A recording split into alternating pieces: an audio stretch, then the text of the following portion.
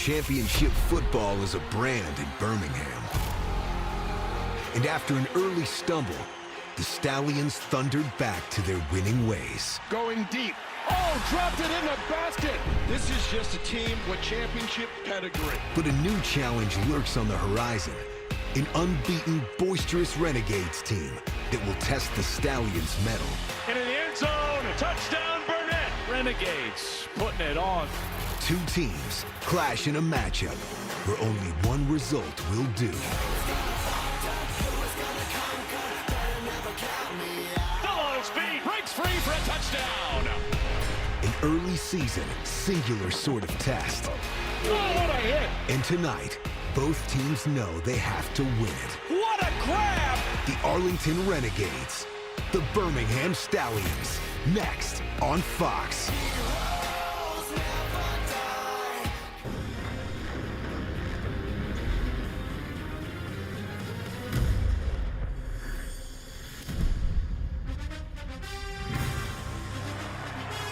And welcome to the Magic City of Birmingham, Alabama, where tonight the Arlington Renegades are in town at Protective Stadium to take on the Birmingham Stallions.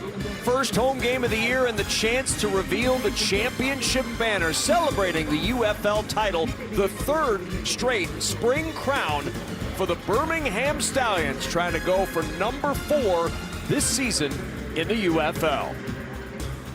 Alongside Joel Klatt with Brock Hewitt on the field, I'm Kevin Kugler. It's time now for Agent Force Playmakers, insights powered by Salesforce AI. Joel, what's a key player matchup? Let's start with the running back for Arlington, the big body back, 6'2", 222, Kalen Balaj. He has been a huge addition for this team. Kalen Balaj is the leading rusher in the league and a real powering force to an offense that has been on track so far in their 2-0 start. Now, stopping him tonight in this matchup is DeMarcus Gates. Inactive week 1, but he is back in the lineup. DeMarcus Gates was with Birmingham back in 2022. He was an all USFL player at the time. Spent 2023 with the Chicago Bears, and now he and the Floss pick are back with Birmingham, and he's going to have his eyes set on Kalen Balaj. Those are the insights powered by Agent Force, is what AI was meant to be. All right, Joel, let's introduce our PA announcer here in Birmingham, William Latch. Now taking the field, the Arlington Renegades.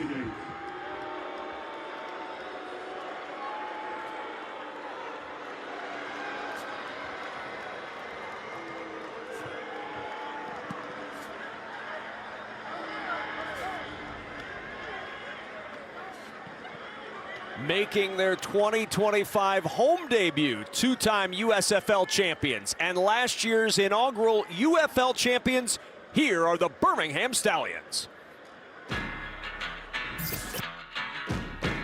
He'll take it to the house for a Stallion touchdown. Going deep. Sideline, caught, touchdown. One city, one code, 3 championships. Touchdown, Birmingham. What a toss! What a grab! One city, one code, 3 championships. Giddy up! Ah!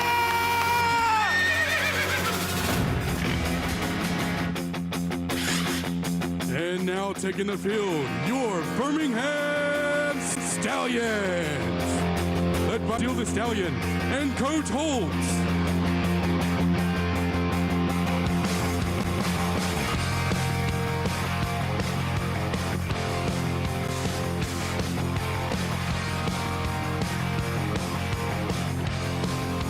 The stage is set in Birmingham as the Arlington Renegades put their unbeaten record on the line, trying to knock off the defending champs. Kickoff from Birmingham, next on Fox.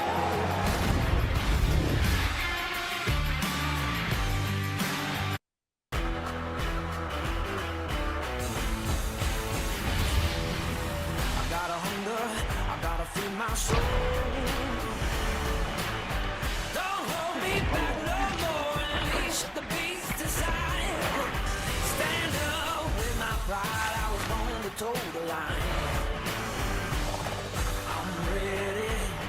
He's got his man! That was absolutely sensational. Welcome to Fox UFL Friday night, presented by Pizza Hut. Back in Birmingham, and we're getting set to go. Birmingham leading the USFL Conference, the XFL Conference, with St. Louis and Arlington at 2-0 apiece. Down to the field, and we welcome in Brock Heward, who is with Arlington quarterback Luis Perez. Yeah, thank you, Kevin. You know, you talked to Joel and Kevin and I this week about playing the back-to-back champs. What are the keys? Details, doing your 111, beating the man in front of you, everything will work out. So you guys got the ball in the opening drive. I saw the thumbs up, the headset's working. What's the key here with the opening drive? Go one play at a time, don't get overwhelmed. One play at a time, execute, we'll be fine. Feels like you've been here and done that a little bit. Yes, sir. Ready. Good luck, Luis. Thanks. Leads the UFL in passing yards this season, does Luis Perez. Weather has cleared up considerably. About an hour and a half ago, it was raining pretty hard in Birmingham. But now, beautiful weather, 57 degrees, partly cloudy skies, light winds. Should be a good one tonight between Arlington and Birmingham. Yeah, it really should be. And this is an offense that was really rolling in week 1, 33. They dropped on San Antonio. A little bit of a slower performance last week, but we'll see Arlington right off the bat here. Luis Perez ready to go, and Brock leading the league in coaching cliches in the pregame interview. That was pretty solid. Well, he gave us a little more depth this week. He did. Talked about not beating themselves. The Birmingham doesn't hurt themselves. You can't have any of the self-inflicted errors. But yeah, I think you see the message, Joel and Kevin, tighten up as you get close to kickoff. No doubt. Well, certainly the in-depth word from the coach on the left of your screen, Bob Stoops, was pre-snap penalties. He harped on that, as did Luis Perez. Big emphasis this week in practice for Arlington and for Skip Holtz in Birmingham, trying to build on their win last night over Michigan. Arlington receives to start this ball game, and from the 4-yard line, across the 20 and tripped up just shy of the 25 is Chris Claybrooks. And let's check out your players to watch tonight, Joel Klatt. Well, we've already met Luis Perez and Kalen Balaj. How about Isaiah Winstead, the wide receiver? Is the second leading receiver in the league. He's been very good on the outside, 6'3", 210. Sal Cannella is a tight end I think very highly of.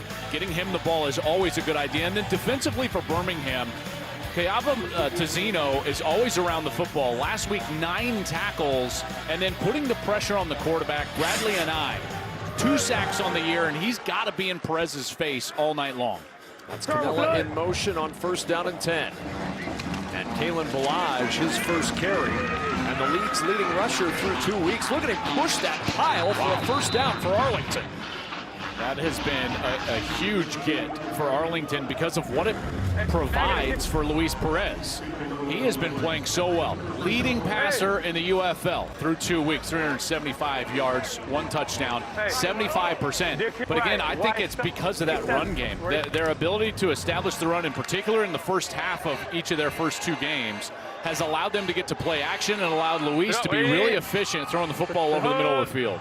Balaj had that 77-yard run in the opening week win against the Brahmas. Another carry for Balaj, this time met in the backfield and dropped it. There's DeMarcus Gates. You talked about him at the top of the broadcast, Joel, and Gates gets into the backfield to throw Balaj for a loss. Yeah, and Gates is a guy that I think he's going to need to play his best football tonight, because this is an offense that's going to put him in conflict in his linebacker spot, and he's going to constantly be in the focus of Luis Perez, 6'2", 230 pounds.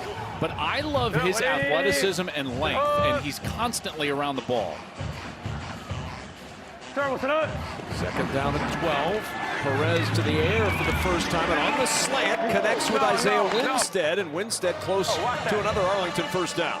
Here's what I love is when you put people in conflict, okay? So watch the route that goes right on the inside shoulder of the outside linebacker right there, and that opens up that area on the outside for Isaiah Winstead. And for Perez, that is like stealing. Even though that ball was just a little bit behind Winstead, you clear out his zone, you get on the inside shoulder of that defender, and you clear out his zone. That is easy pickings for a veteran quarterback like Perez. Bob Stoops had a lot of good things to say about Isaiah Winstead when we were talking with him earlier in the week. 1st down for Balaj. Not much there to the outside, closing quickly, and Giava Tizino, a veteran of this Stallions squad in his second year makes the tackle. Yeah, and as you know, Brock, this defense, between the 20s, they'll give up some yardage, but boy, they are good in two areas, takeaways and red zone defense. Yeah, and I think one thing as well that jumps out, both these teams, a lot of experience, guys that have been here 2 and 3 years with Bob Stoops and Skip Holtz on the other side. You don't see a lot of busts. You got to beat these teams with execution because there is a lot of snaps played together. On 2nd and 10, off the play fake, Perez sets it up, wanted the screen, and there was nobody there except 3 linemen. Well, it was set up pretty well, except for one guy, Perion Winfrey, number 98 for Birmingham, sniffed that out. Watch all these guys for Birmingham. You're going to see a bunch of defenders run this way, but there is one player that sniffs it out. There he is right there, Perion Winfrey, 98. He's there along with Bradley and I, and makes it a very difficult throw for Perez and brings up a 3rd and 10. First 3rd down of the evening for Arlington. Perez steps up, jumps it over the middle, incomplete, looking for Tyler Vaughns, and the Stallions defense will force the punt. Good pass rush. Perez trying to step up in the pocket, and right before he got hit in that pocket, he was trying to get that ball down the field, but Birmingham a nice stop on their first series. And here's the special teams player of the week in the UFL this week, Marquette King, trying to pin the Stallions deep.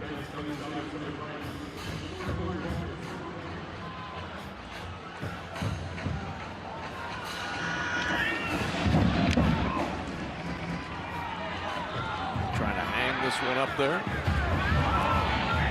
It'll bounce inside the 10, and the Stallions deep in their own end to get this started. King's fired up. Matt Corral going to have to try to get the Stallions out of their own end on their first drive. Birmingham taking over. Joel Klatt, give us some players to watch. Davion Davis on the outside. He's had a good start to the year, 6 catches for 40 yards. Jay Sternberger is a guy who's been really good for a number of years, so you've got to keep an eye on him. Defensively for Arlington, Donald Payne and Chris Odom. They're really the leaders. Odom, 2022 USFL Defensive Player of the Year. He's already got a sack this year. Donald Payne already leading the league in tackles with 14. So this is a guy that can flat fly, always around the ball, and certainly needs to play well tonight. From the 9-yard line on first down, the handoff to Ricky Person Jr., and he's buried for a loss of about a half yard as Matt Corral takes over. Alex Magoo injured last week on the first play of the game, Joel, on the injured list, so it's Matt Corral's game right now. This is a guy that started 3 of the first 4 last year. Came in a huge moment in their playoff win in order to get to the championship, led a comeback for them. He's highly experienced, played basically the entire game last week. And if he just avoids mistakes, there's always some wow plays in there for him. High toss to the outside, and Marlon Williams, a minimal gain out to the 11-yard line. One thing that you know about Skip Holtz in this offense, it's going to be quarterback friendly, and there's going to be easy throws built in for the quarterback. Let's go, Leo. Here we go. I tell you, go Lou Tate, Atlanta, 24 trade. Lou Tate, Atlanta, 24 trade. Atlanta, 24 trade. I want to.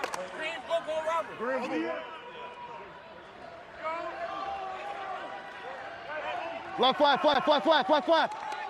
Omaha. Ready, set. 3rd and 8 from the 11.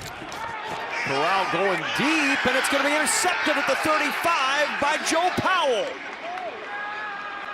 Powell weaving through traffic. They'll stop this one, saying he was down by contact after the pick, his first of the year, but the Globe Tech product with the interception of Matt Corral. This was just an overthrow by Corral. He's trying to go to the corner route. They have a bunch set, so they bring everybody in, and you've got a couple of players there. Marlon Williams along with Jay Sternberger, and Marlon Williams just gets a little flat out of that corner break, and Matt Corral thought he was going to break more vertically. You can see he just gets a little pressure in his face and then lofts it up. Poor throw and a poor route, so just bad execution, and now Arlington with just a huge gift. Ball in plus territory here, first down. Skip hates it. You got to drill that ball into the hole. You can't. He's talking about that throw and the choice, Brock. He wanted him to drill it in the hole and not float it down the field.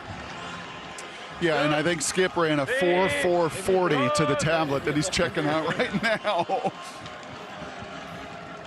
Good field position for Luis Perez in Arlington, and Perez going to the air, a little flip forward to Kalen Balaj down the sidelines, and Balaj finally chased out by Tizino with a first down for Arlington. I tell you, that's a little creative dump off by Luis Perez. You know, you wouldn't say that he's the most fleet of foot player, but Brock, what an amazing job of finding Balaj here on the check down and just flipping it to him.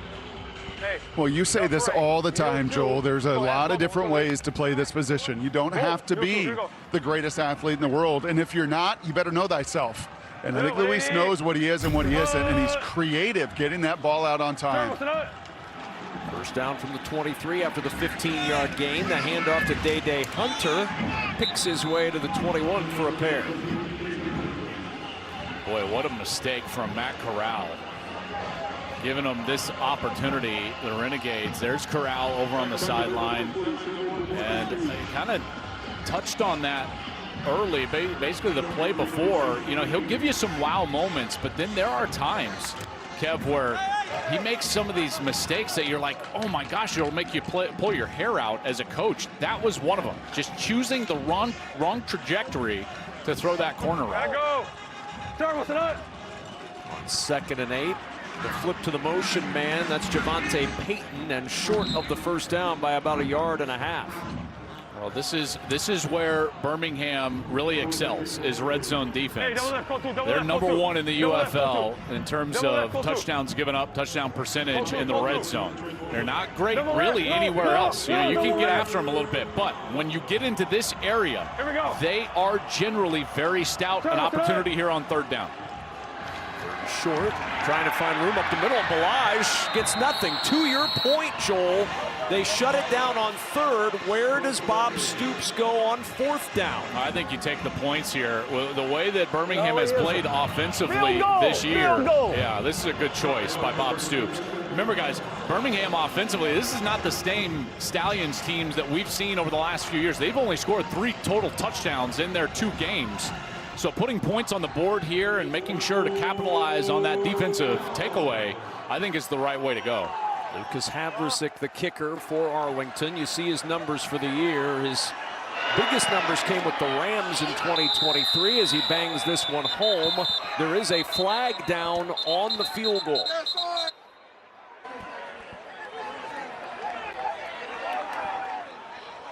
All right, so I got 12. Remember, it's 4th and 1. You want the 5 yards? It's going to be a first down? Yeah. Okay. Oh, what a mistake here. Oh, my goodness, guys. 12 players on the field. Defense. Oh, 5-yard penalty. gosh. Results in a first down. Boy. Take the points off the board and a first down for Arlington. That is unforgivable. They're kicking a field goal. How in the world do you have 12 guys on the field? The miscommunication between the coaching staff and the players on the field. Clearly, 12th guy as he was trying to run off. And those 3 off the board. Luis Perez back on the field. Stallions get the stop and then a critical miscue. And now 1st and goal. And the handoff to Balaj barrels forward to the 6. Matt Corral thought, Joel, that he got out of this with just a minimum of 3 points on the board, and that pick now could turn into a touchdown and more. I tell you, man, those are 2 massive mistakes by Birmingham. And these are games, and I think these are teams that are pretty evenly matched here. And so, you know, you're talking about probable 1-possession game. This is a massive moment. Deontay Burnett, the motion man. Perez looking the other way, floating it for the back of the end zone, and a little too tall for Isaiah Winstead. Pretty well covered back there, and it'll bring up 3rd and goal. Yeah, just a total misthrow here. And Brock, you said that it's pretty wet. Do you think that this ball slipped on him? Because this one was pretty wildly inaccurate. Yeah, I think just a little bit. And, you know, the sun obviously is down with the Friday night lights here, and there is like a little dew on the turf. And yeah, Luis is too accurate for that. You've got to give your guy a chance to make a play. Can.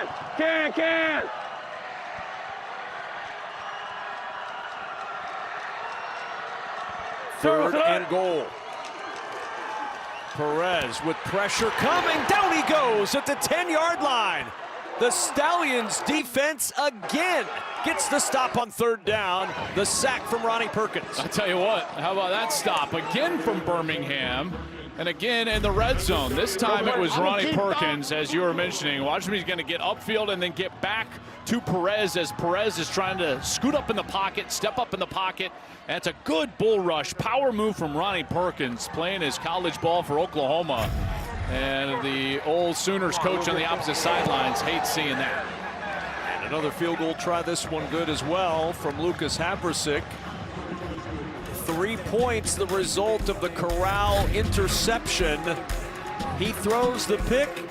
Arlington marches it a little bit, cashing in for 3 and a 3-0 lead in the first.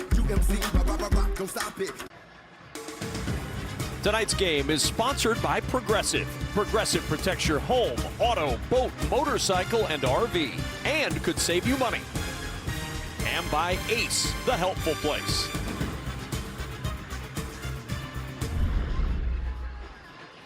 All right, hey, all right.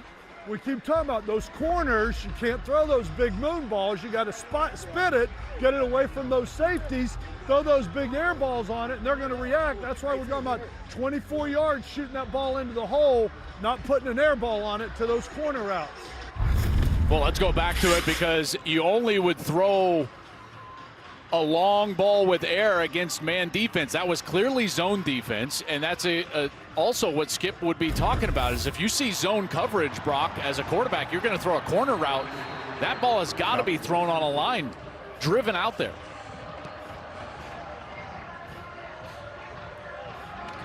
To the 5-yard line. Stallions down 3-0, and the return out to the 30-yard line sets it up for Matt Corral to return to the field. You know, what I do love, and Brock, we've talked about this for 3 years, is that Skip coaches with information. You know, he doesn't say like, hey, you can't make that throw. He says what he wants him to change. Hey, don't put air on it. Drive it out there.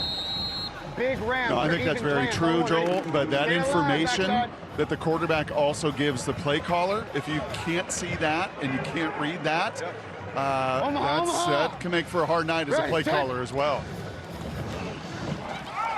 First down, Corral over the middle. There's a strike to midfield and beyond and into Arlington territory on that dart for the first down. Well, this is a nice job reading the safety. So watch as the safety is going to fly down into the box. And what do?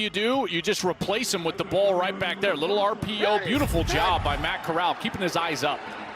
And on 1st and 10, quickly to the line of scrimmage and a quick toss for another first down. This is Davion Davis who rumbles out of bounds to move the chains for the Stallions. And Brock, this is kind of what I was talking about earlier. You know, Skip is going to give his quarterback easy completions. Wyoming! Yeah, and I love this tempo too, right? Don't make them think. Here we go. You know, just go react to what you see.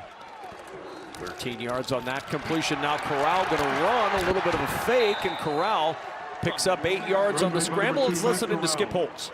Kodak. Hey, Kodak! Ready, set.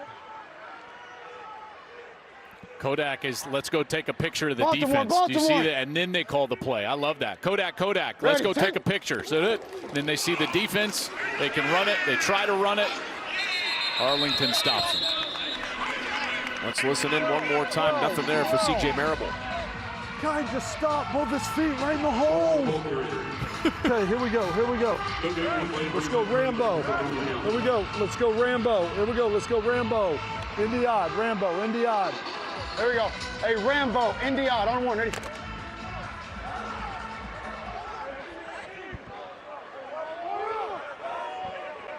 Omaha. Ready, set. On 3rd and 2, and not enough for the first down. About a half-yard shy, Joel. I would go to the T-bone. They usually do it inside of the 5, but I would go to the T-bone. There we go. There we go. Little T-bone action. This is the old school formation. Double tight ends. All 3 running backs in the backfield. Last week they had a little bit of a wrinkle with the tight ends on one side. Nike on one. Right on Nike on one. Same thing. Overload. Ready, set. And Corral will sneak it forward, and he's got the first down. I love the terminology. You heard Kodak. Let's go take a picture. Then they call this Nike. What is a Nike? It's a sneaker. Quarterback sneak. Here we go. We get up to the line of scrimmage. You see a little bit of an overload on the right side, but Matt Corral does a great job getting behind his pads. Nice forward push by that offensive line, and center Cole Schneider doing a great job. Look at him get way down there. Number 56, a few yards off the ball and low. And Corral is able to move the chains. Omaha. Ready, set. On first down, it's Marable trying to get to the edge. Really nice tackle by Joe Powell, who had the interception earlier. Here we go. Let's go. Rob Empty, Saturn 16. Rob Empty, Saturn 16. Let's go. Stay on the numbers. Rob Empty, Saturn 17. On one, ready. 16. Saturn 16. Say, it was 16. Saturn 16. Quick correction. Omaha. 2nd and 9. Ready, set. Corral off the punt, finds the open man. That's Sternberger. Lost the football. Loose in the end zone, and it's recovered by Arlington. Jane Harris came up with the football in the end zone. Sternberger was on his way for a sure 6, and he lost it. Well, the credit's going to go to Miles Dorn, 46. None of this Olay stuff, Dorn. Not here. He strips it. Jane Harris recovers, and Arlington, another turnover. Offense on the field when we come back.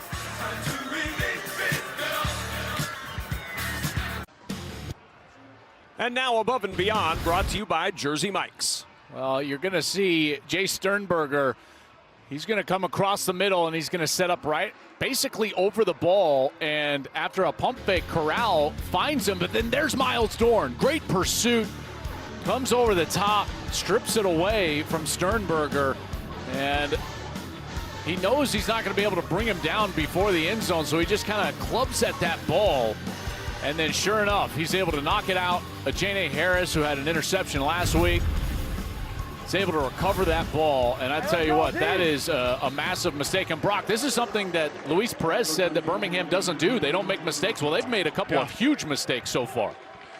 Yeah, and I think you got to give some credit to Arlington as well for forcing those right there, too, and fighting for every last blade of grass. And with the touchback out to the 25, Perez to work to Tyler Vaughns, and Vaughns picks up 5 to the 30-yard line. Hey, truck four.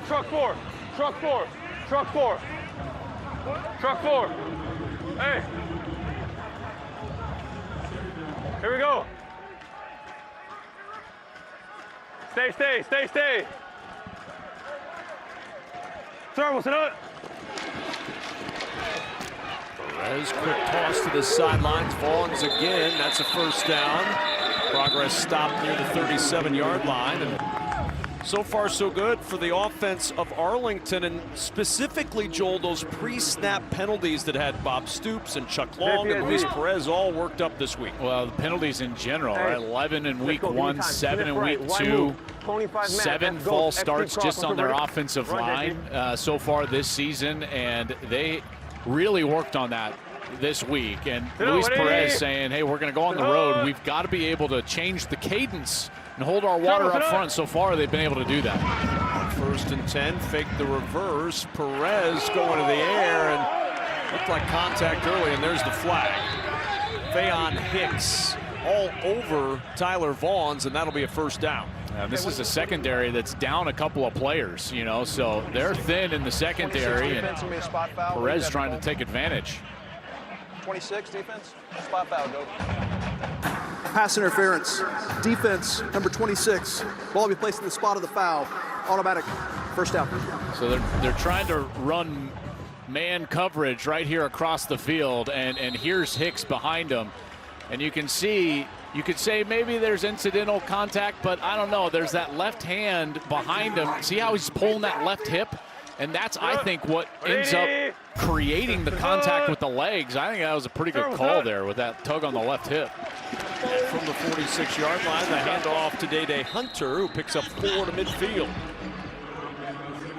They take us to the end of this first quarter, a quarter that's seen Birmingham have 2 possessions, turn it over twice, one by Sternberger on his way into the end zone, and Arlington trying to cash in on that turnover. They've worked it out to midfield as we reach the end of quarter number 1 here in Birmingham. The Renegades unbeaten on this young season at 2-0 with a 3-0 lead in the home opener for the defending UFL champion Birmingham Stallions.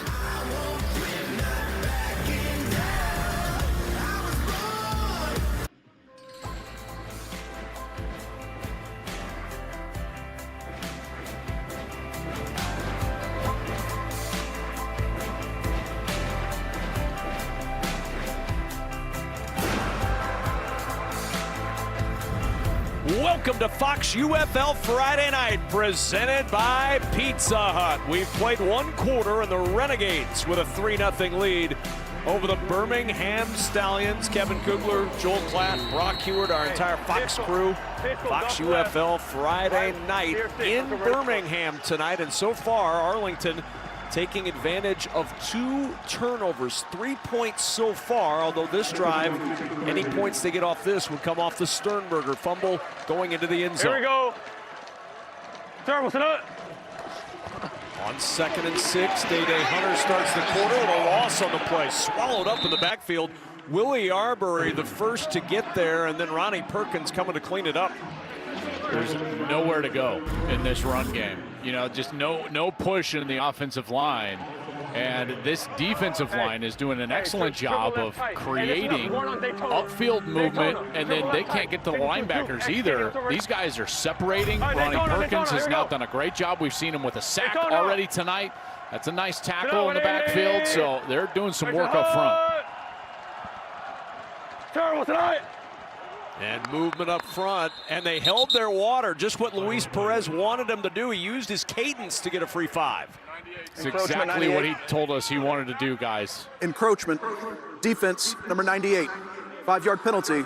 It's 3rd down. Remember, now, guys, the offensive line has 7 false starts on the year. And all they talked about was pre-snap penalties on our call, and Perez talking about how he's got to be able to go on 2, and he was able to get a big 5 yards right there. And now they're going to bring in Holton Ehlers, 6'3", 227 at quarterback here in short yardage. Hey, we're good. He's got Devion Smith and Kalen Balaj behind him on 3rd and 1. It's a long one. It's Balaj, just leans forward to get the first down.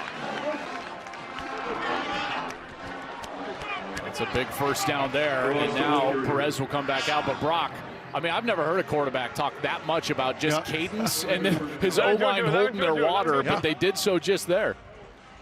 Yeah, and he knows it, right? He knows that they've got to use it to their advantage. And I'll say this as well, Joel, Reggie Davis, my old teammate at University of Washington, running back coach here, no more wide zone. No more wide zone. It doesn't matter who's playing for Birmingham for 4 years. You don't run side to side. You got to find a way to run right at them like they did on 3rd and 1. On the flip, reversing, it goes back to Perez, a flea flicker, and he wants to go deep. Down the right sideline for the end zone, a jump ball, and Vaughns can't pull it in. And there's a flag down. JoJo Tillery in coverage, and the flag is dropped. Hey, Dave. Dave, did you have it? I didn't see it. GPI number 4. Full 15. Pass interference. Defense, number 4. 15-yard penalty. An automatic. First down. You know, the problem with the play here for JoJo Tillery is that he's not making a play on the ball, and he makes contact right in the body of the wide receiver Tyler Vaughns before it arrives. So It just is. Now listen, is it a bailout? Yeah, it is, because it's a play that's kind of broken down and it's underthrown. And from Tillery's perspective, does that suck? Yeah, but as Skip knows, like, you can't make contact right in the chest of a wide receiver, not making a play on the ball before it arrives. That's just textbook pass interference. It's the right call, and it's a first down for Arlington. Inside the 30 at the 28-yard line, a 15-yard penalty, the third penalty against Birmingham on this drive, which started after a turnover at the goal line and thrown behind Isaiah Winstead to bring up 2nd and 10. You know, Brock, it's pretty apparent that this Arlington team respects the pass rush for Birmingham. One, they're trying to use multiple cadences, and two, this ball is out of Perez's hands fast.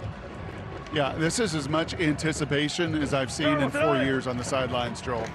He gets that ball out in a hurry, that being Luis Perez with all the experience behind him. 2nd and 10. Perez down the sideline for the end zone, and there's another flag. The 4th flag against Birmingham on this drive. That's Stephen Gilmore covering Tyler Vaughns. Trying to go double post here. To that right side. Defense number 22, 15-yard penalty, an automatic first down. At first glance, I thought that it was pretty clean, but you got to look at like the hook on the backside. Oh yeah, see that arm is the backside. The arm for Stephen Gilmore pulls the right shoulder down before the ball is there. So there's the hand right there. And look at, he's pulling his arm down. He can't make a play on the ball. Excellent call by the official there, looking at that backhand. Top right, Z Casper, Indy 3. Y line, X4, until ready. What a sloppy start in the home opener hurry up for the champs. Yeah, really sloppy. And a team that, as Luis Perez says, doesn't make a lot of mistakes. They have made all of them so far in this game.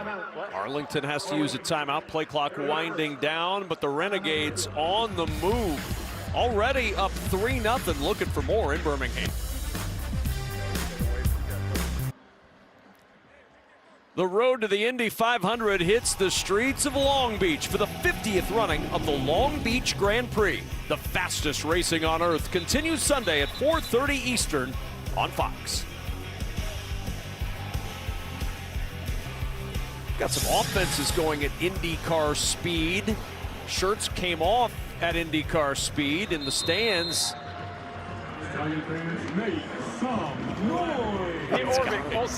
Arlington is on its way towards a potential touchdown off the turnover by the Stallions, who are on their way in for 6.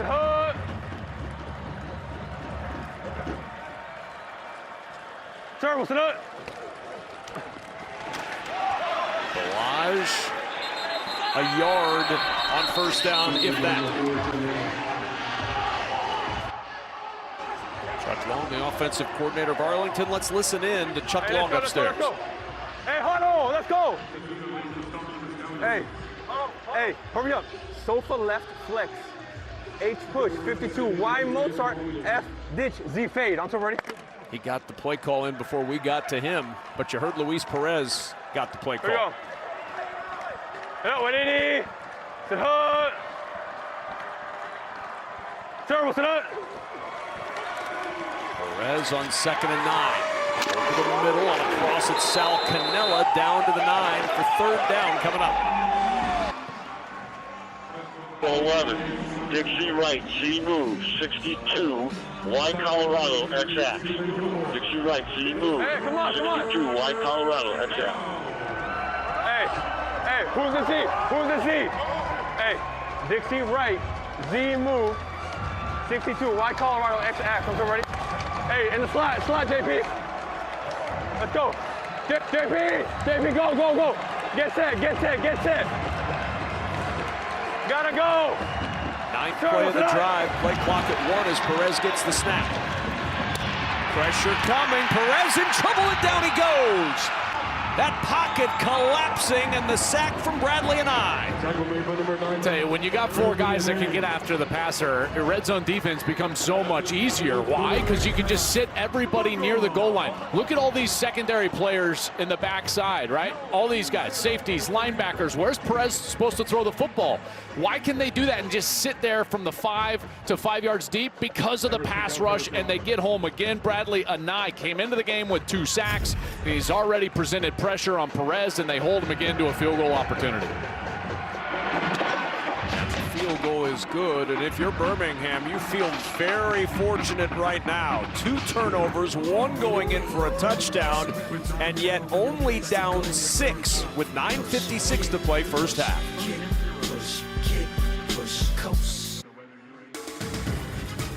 Tonight's game is sponsored by Pizza Hut. No one out-pizzas the Hut. And by Dr. Pepper. Try new Dr. Pepper Blackberry and Dr. Pepper Blackberry Zero Sugar today.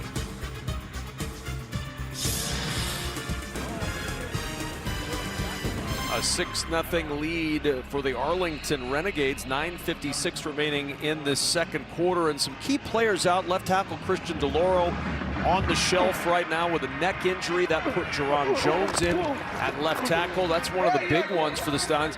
They also don't have Dion Kane out there tonight, as he's having a baby this weekend, and now the turnovers have been the key mistakes for the team on the field. A couple, 1 interception and the fumble at the goal line knocked out of the hands of Jay Sternberger, and it's turned into 6 points for Arlington as the Birmingham defense has played pretty stout, especially inside the red zone. Kept them in the game, you know, and specifically that defensive line and their ability to get to the quarterback in the red zone has kept them in this game. Ready, set.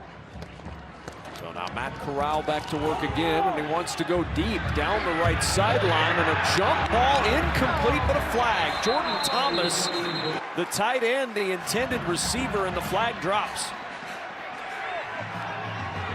JT! Interference offense, number 81. Pass interference, offense, number 81. 10-yard penalty. It's first down. Jordan Thomas is 6'5", 277 pounds on the right side of your screen there, upper right side of your screen. You can see he's pushing, and then he just shoves right in the back Chris Claybrooks. And Claybrooks kind of falls away from him right here. Watch this push. See that extension right in front of the official? You can't extend your arm like that and push away as a wide receiver in order to create space. You can tell that was when the flag came out.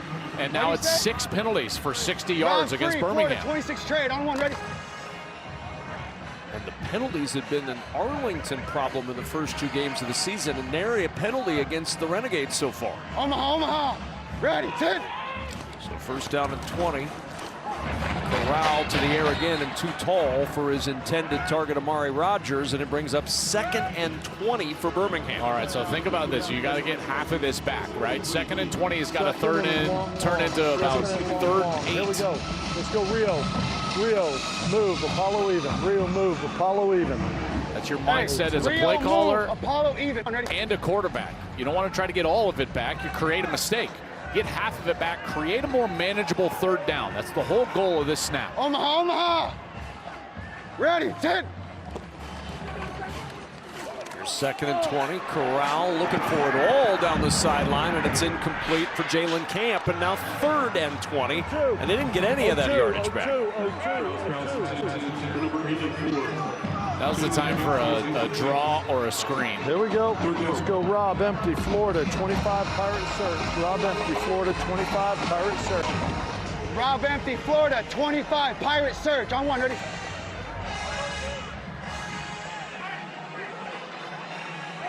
So now a tough 3rd down and 20.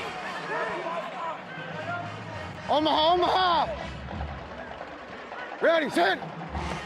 Just got the snap off in time. Corral open.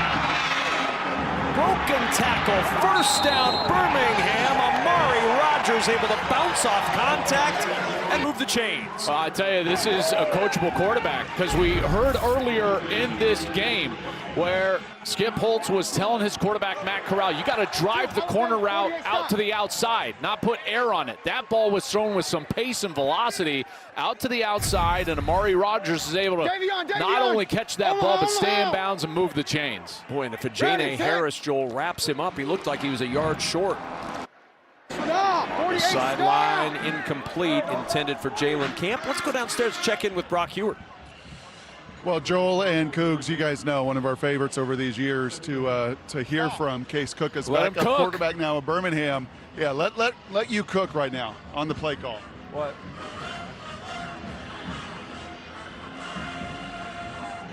Rio, Texas odd. Rio, Texas odd. We're looking. We got a run play going on, a little counter action. He's going to be looking for a smoke up top. The 3 receiver side here. Ready, set.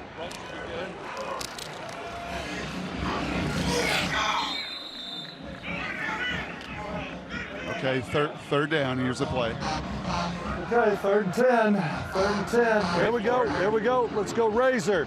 Let's go Razor. Hawk, 45 spoon. Razor, Hawk, 45 spoon. Razor, Hawk, 45 spoon. So we got a little in cut from the single receiver here. We got spoon up top. So we're in a corner and then 2 unders coming underneath. Jets, 25, 25, 25. Run a swing, run a swing. Down here. Omaha. Spoon should be good if Ready, we get man. Run a swing. Which we got. 5-man pressure. Corral may have had some contact on that arm as he threw, and it's incomplete in the area of Sternberger. Matt must have gave him a corner on that one. He's supposed to have an in cut. You know, you had said to me something really astute earlier when I asked you about the system, and you said it's so important in this system to do what? Be on the same page with Skip. You know, you come in, and every offense runs a little bit differently. But I've always been a big believer as the quarterback and the OC are on the same page, you can have success. And that's big in this offense. Awesome, thanks, Case. You're right.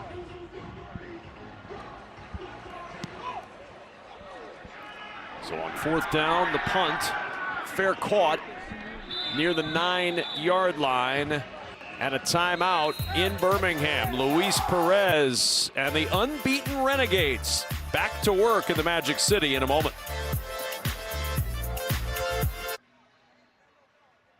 Every player remembers his Friday Night Lights, remembers his high school football days. I feel like it just takes you back to where everything started. Those Friday Night Lights is when you're that first time you're putting on the pads and being around the guys, and so you kind of relive that in the UFL. Friday night football is something that we all do, we all love, and everybody knows underneath them lights, you better come ready to play.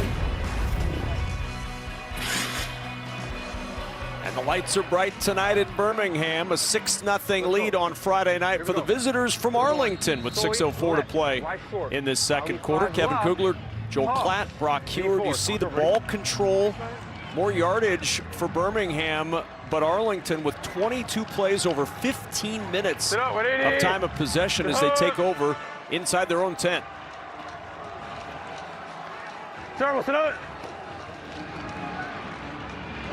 On the ground, it's Balaj, falls forward for 2.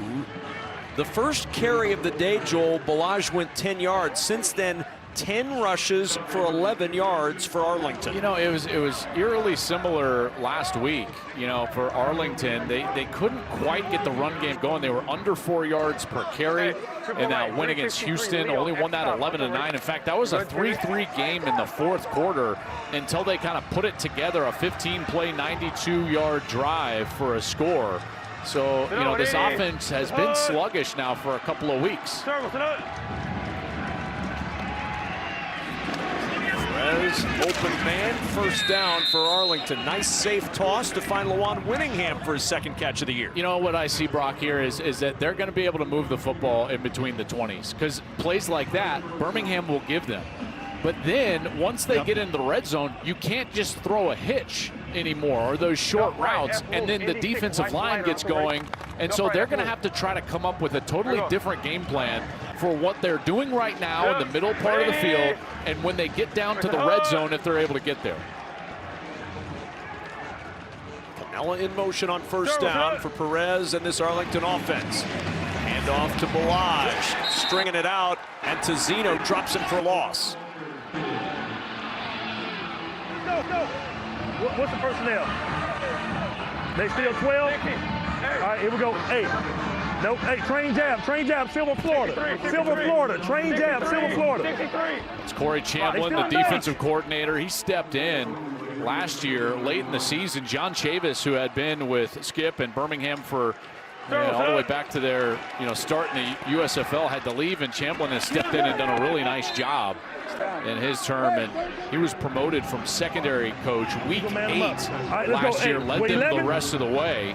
They shut out San Antonio in the championship game. Base. Hey, let's go. Cat 1. Eagle G, Cat 1. Eagle G, Cat 1. Eagle G, Cat 1. Press it.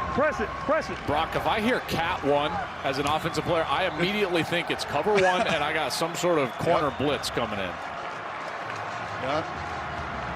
T formation from Arlington now. And the handoff up the middle gets the first down. All right, we go T-bone against the Birmingham Stallions here. The originators get a little dose of their own medicine here, and we're just going to go over the left side. We've seen this, and we did their opener when they really blew out San Antonio 33-9. They did this a few times, and you see Davion Smith. He had 3 carries, 3 touchdowns, and that's exactly what it feels like to be a lead blocker. Just no glory. You just got to get in there and just shove your face right into the defender. Way to go, Kalen Balaj. It's not like he thought he was wearing that camera tonight to show him as a blocker. Short toss and catch made by Deontay Burnett. Bring up second down. Clock running, 2:40 to play in this opening half. I think they've got a better chance to score a touchdown via a big play than they do if they get down in the red zone. Just because of the way their offense is built, and we can discuss it as they get closer, but they probably have a better chance of scoring on a big play, 30-plus yards, than they do of scoring once they get in the red zone. 2nd and 6. Perez steps away from pressure, and he threw it just behind Kalen Balaj, who tried to pull it in with contact coming, and he could not snare it before he got popped. Brock, what I've always been impressed with this Birmingham team is they can mix inside of, in and out of man and zone coverage, but when their eyes are in the backfield and they're playing zone, they react to the players in their zone as well as anybody. We have reached a 2-minute warning in Birmingham. The Stallions defense doing their part, trying to keep this a 6-0 game late in the first half.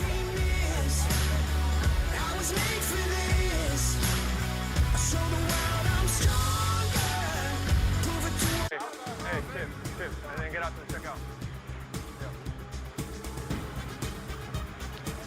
Coming up, the Progressive Halftime Show, first half stats and analysis, plays of the week. We'll go inside the locker rooms and more. That's coming up on the Progressive Halftime Show.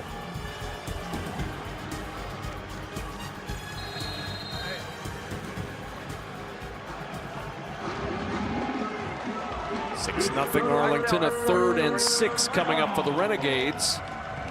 Just shy of their own 40-yard line.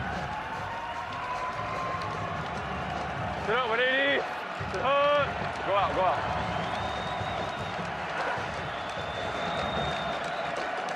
Terrible tonight. 3rd and 6. Perez jumps this short pass out to Hunter, and Hunter's a yard short of the first down at the 43.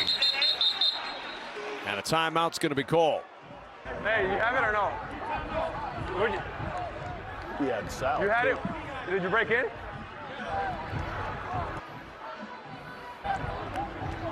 Well, this is quite a decision for Bob here. I think that you got to punt it away the way that his defense has played. Birmingham called the timeout. They want them in at 50. So now 2 timeouts remaining for Birmingham.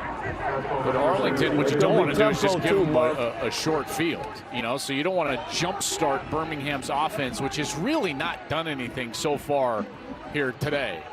And now Matt Corral is going to have to go more the length of the field. Remember, we've already seen Marquette King guys tonight pin Birmingham back inside of their own 10-yard line. We'll see if he can do it again. And if he does, I'm sure we're going to get some sort of celebration because he already rode that pony after the first one down inside the 10. So let's see what King's got for us. Our producer, Mark Titleman, and our director, Rich Dewey, they're ready for this. They're all over it. Not a pony, a stallion. Oh, that's right. Okay, yeah. Not a pony. King with the punt.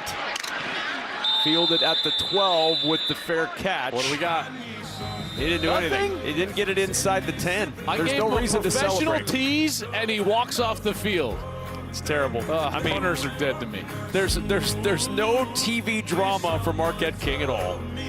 Living this life of being lonely, trying to get away from me, oh me, still stuck singing these blues. Leo, Hawk 32. Leo, Safe to Hawk say 32. an uneven first half for the defending champion Birmingham Stallions, but Joel Klatt with one big play late in this first half, Birmingham could take a lead into the locker room. Yeah, and they would have their defensive line to credit for that. You know, their defensive line has been incredible, stopped a couple of drives from Arlington that ended in a field goal, and now they've got a chance, even though they haven't scored anything here, inside of 2 minutes to drive down and get some points. 2 timeouts from their own 12-yard line. Corral to the air on first down, and it's dropped by Sternberger at the 20.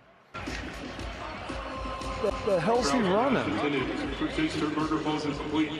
All right, here we go. Let's go trips. Trips left. Let's go trips left. Hawk. 30. Florida 37 Bolt. Trips left. Left. Hawk. Florida 36 Bolt. Bolt. Ready? 36. Florida even. High safety. Son of a gun. Left. Now go to 18. Gotta go 10. Barely got the snap off. Corral to the air. Catch is made, and movement up the sideline and out of bounds at the 30 for a first down. Cade Johnson with the scamper to move the chains. 29-yard game play. That's the Stallions' first down. Here we go. Let's go Rob Free. Here we go, Rob Free. Let's go Florida 26. Rob Free, Florida 26. Hey, Rob, Florida 26. On one. Ready? You know, the Stallions team gets the ball to start the second half. And so what a huge possession this, you know, we talk about the middle 8 minutes of a game. Well, the Stallions have a real chance here to take command. Corral in and out of the hands of Johnson. Good coverage from Arlington's Jaden Price. Free safety, the mic went that way. That goes away from it. What else do you like? Here we go. Let's go Rob. Here we go. Let's go Rob. Here we go. Let's go Rob jump. Florida 48 stop. Rob jump, Florida 48 stop. Rob jump, Florida 48 stop. One, ready? Well, they're trying to do this against defense. This Arlington defense has been one of the best in the league. They've only allowed 2 touchdowns the entire year. Both of those coming in the fourth quarter of their game. So in the first half, they have allowed very little. Corral floats this one into traffic, and it's incomplete. He was trying to connect with Davion Davis, and the coverage from Ajane Harris out there. Davion. Third down. Third and 10. Here we go. Let's go Rio, Hawk 37, dip. Rio, Hawk 37, dip. Rio, Hawk 37, dip. On one. Go. Hurry up. Tell you what, an incompletion, and Arlington's going to have a lot of time and 2 timeouts and decent field position here to try to go get points of their own. Yeah, big play here. Corral with time, and he missed his man out of the backfield, C.J. Marable, and there's that incompletion, Joel. Clock stops, 1:21 to go, and you can see the frustration on Corral's face. Yeah, defense has just been tight. We'll see what Skip says to him. Okay. Cover 1. If it's too high, I love the 37, but I'm trying to get the dip, the outside dip, with the inside guy that's running one robber, the inside square end's running, and the outside square end's wide open. Okay, that's what I'm trying to get to. Just go. Corner.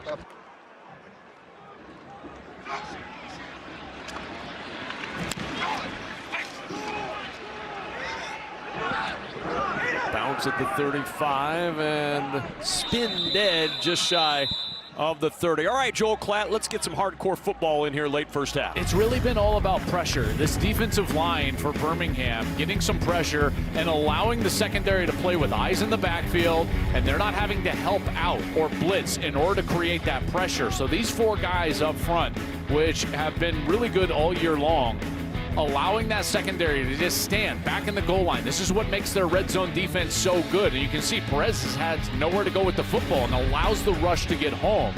and allows those 4 guys up front to eat. And they have been outstanding so far tonight, and really the only reason why Birmingham is only down 6-0.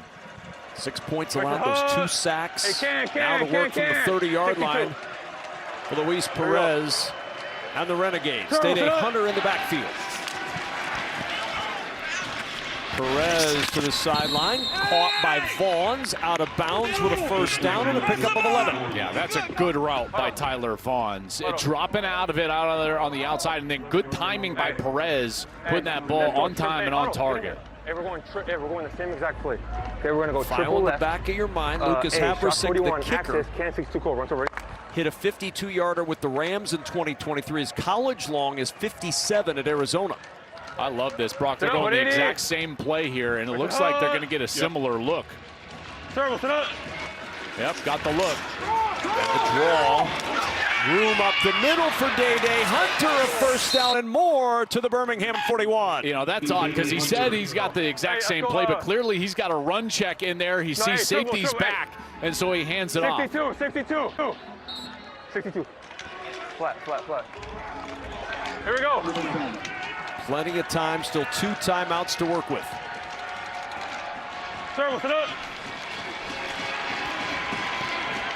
Perez will step up down the sideline for Vaughns, trying to reach over Stephen Gilmore, and he couldn't pull it in. If this ball just had a little bit more air on it, I think Vaughns would have had a great chance to come down with it because he beat Stephen Gilmore over the top.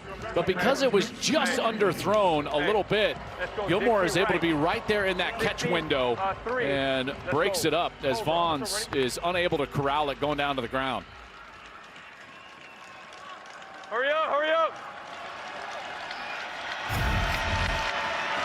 On 2nd and 10. Perez off that low snap over the middle, going up tall to get it is Sal Cannella, and that's an Arlington first down. What a throw. Brock giving his tight end a little air over the middle. That was beautiful. Here we go. And Sal went up and got it too, Joel. Big time. From the 15-yard line on 1st down and 10. It's Day-Day Hunter. Can run the football with those 2 timeouts. They'll get 4 to the 11, and one of those 2 timeouts used by the Renegades. I tell you, what great ball placement from Luis Perez. We talk about choosing the right location of the ball and the trajectory. Watch as he just kind of floats this over the middle linebacker. I call that a layered ball. It's not thrown deep down the field, but it has to get over the linebacker, and he just relies on his tight end, 6'4" Sal Cannella, to climb the ladder and bring that one in. That was really well done over the overreaching arm of Tazina.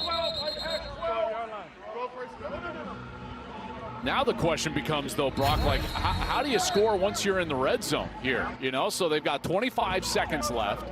They've got a timeout.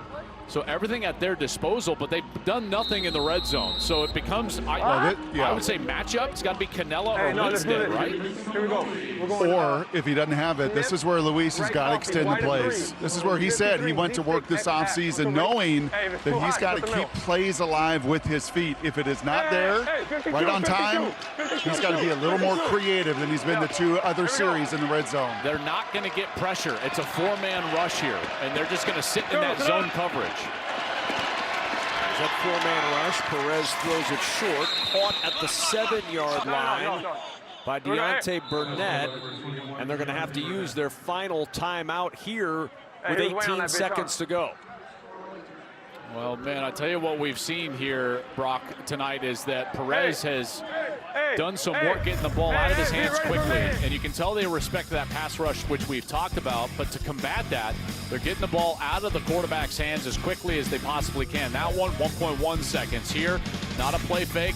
Ball out, 1.6 seconds right out there on the outside. And remember, all of these in the middle of the field now. Get a little bit of a motion, drop back, ball out, 1.4 seconds. But, Brock, when you're down here in the red zone, it's too short and condensed of an area in order to do that. Those short, easy throws are not there for you. And so the general game plan for Arlington is not working down here in the red zone. Well, do you have a matchup you like? I mean, Cannella had 6 touchdowns a year ago, led the UFL in touchdown receptions. Can you find a way to get one of your big bodies in a one-on-one? Z Civic White corner, also ready? Fade outside, corner. No timeouts remaining. 18 seconds to go in the half. They had to use those 2 timeouts in the last 2 plays. Now 3rd and 3 for Arlington. Trying to run a corner here with the tight end.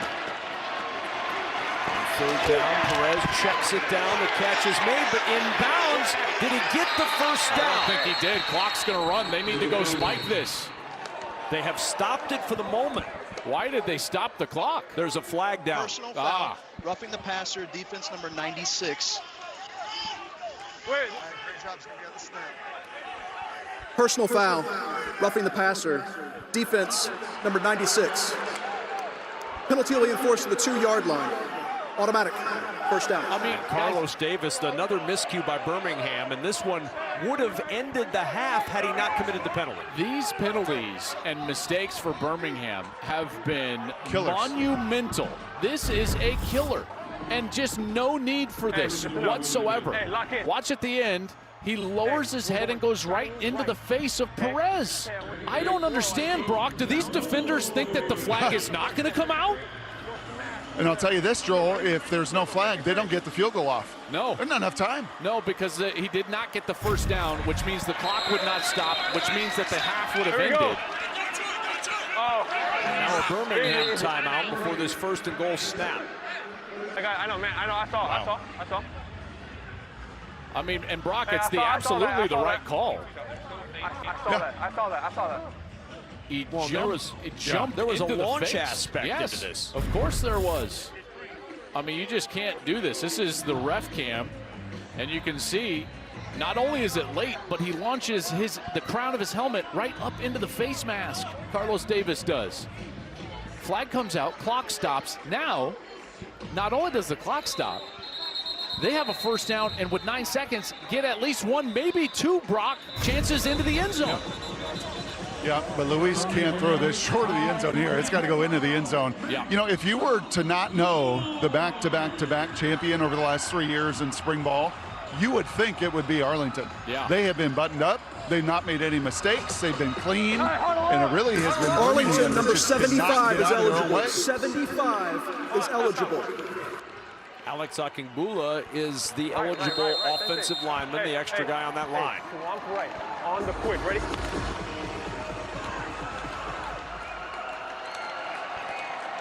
Sit up. 1st and goal. Perez on the roll, floats it into the end zone. The pass incomplete for Isaiah Winstead with 5 seconds to go. Man, are you bold enough to try one throw, just a quick back shoulder to Winstead? I think that you do that. Don't you, Brock? Yeah, I think there's probably an argument for it, but Bob's going to put points on. Why give them any life, Joel, as well as they have played in this first half? And I know, even a field goal here, it's still a 1-possession game, but I think you got to pay off a pretty darn efficient half for your football. Havrasik makes it 3 for 3 in the field goal department tonight, and that takes us to halftime. Arlington with a 9-0 lead, and there's an injured Stallion right at the end of the first half. That's the end of the second quarter.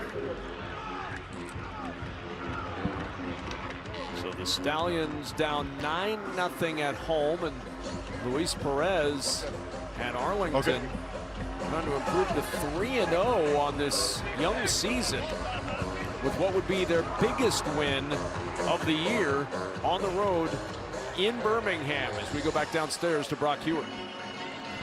Well, what those experienced eyes see in that first half of football? It was good. I think both defenses have played really well. We've moved the football.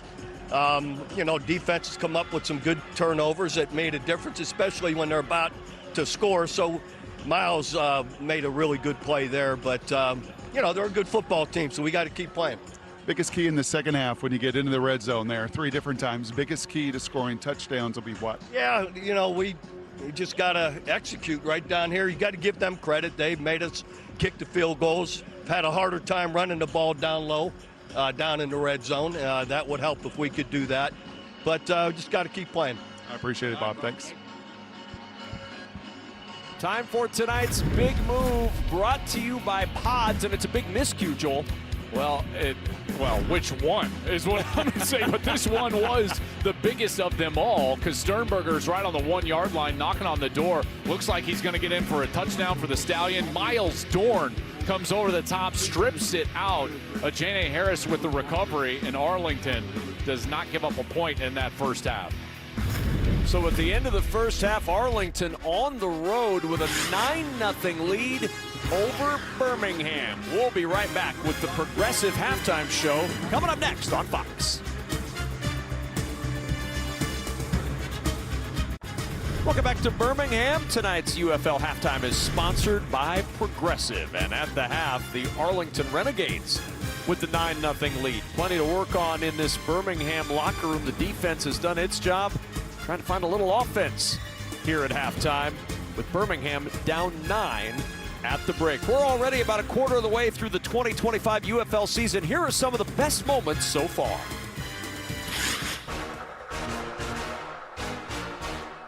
It is year 2 of the UFL on Fox, and we're going to continue to see quality football. Oh, yeah! Oh, they came out! A stiff arm makes a man miss!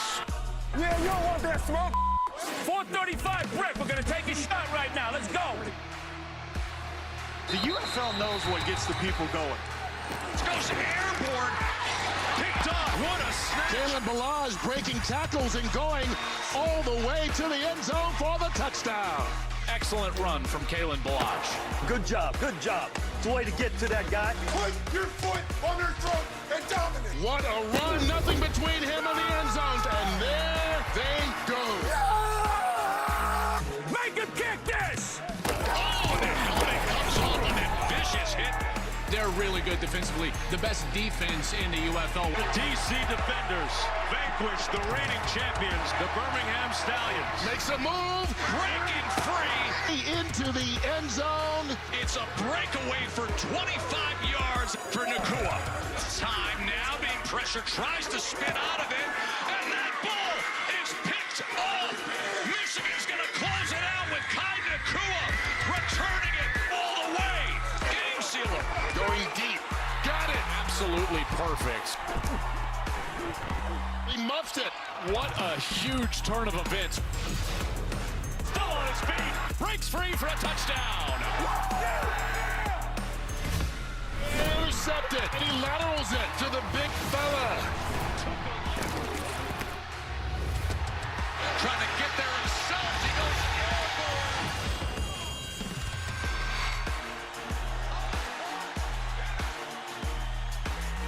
Is that ball intercepted? Wow.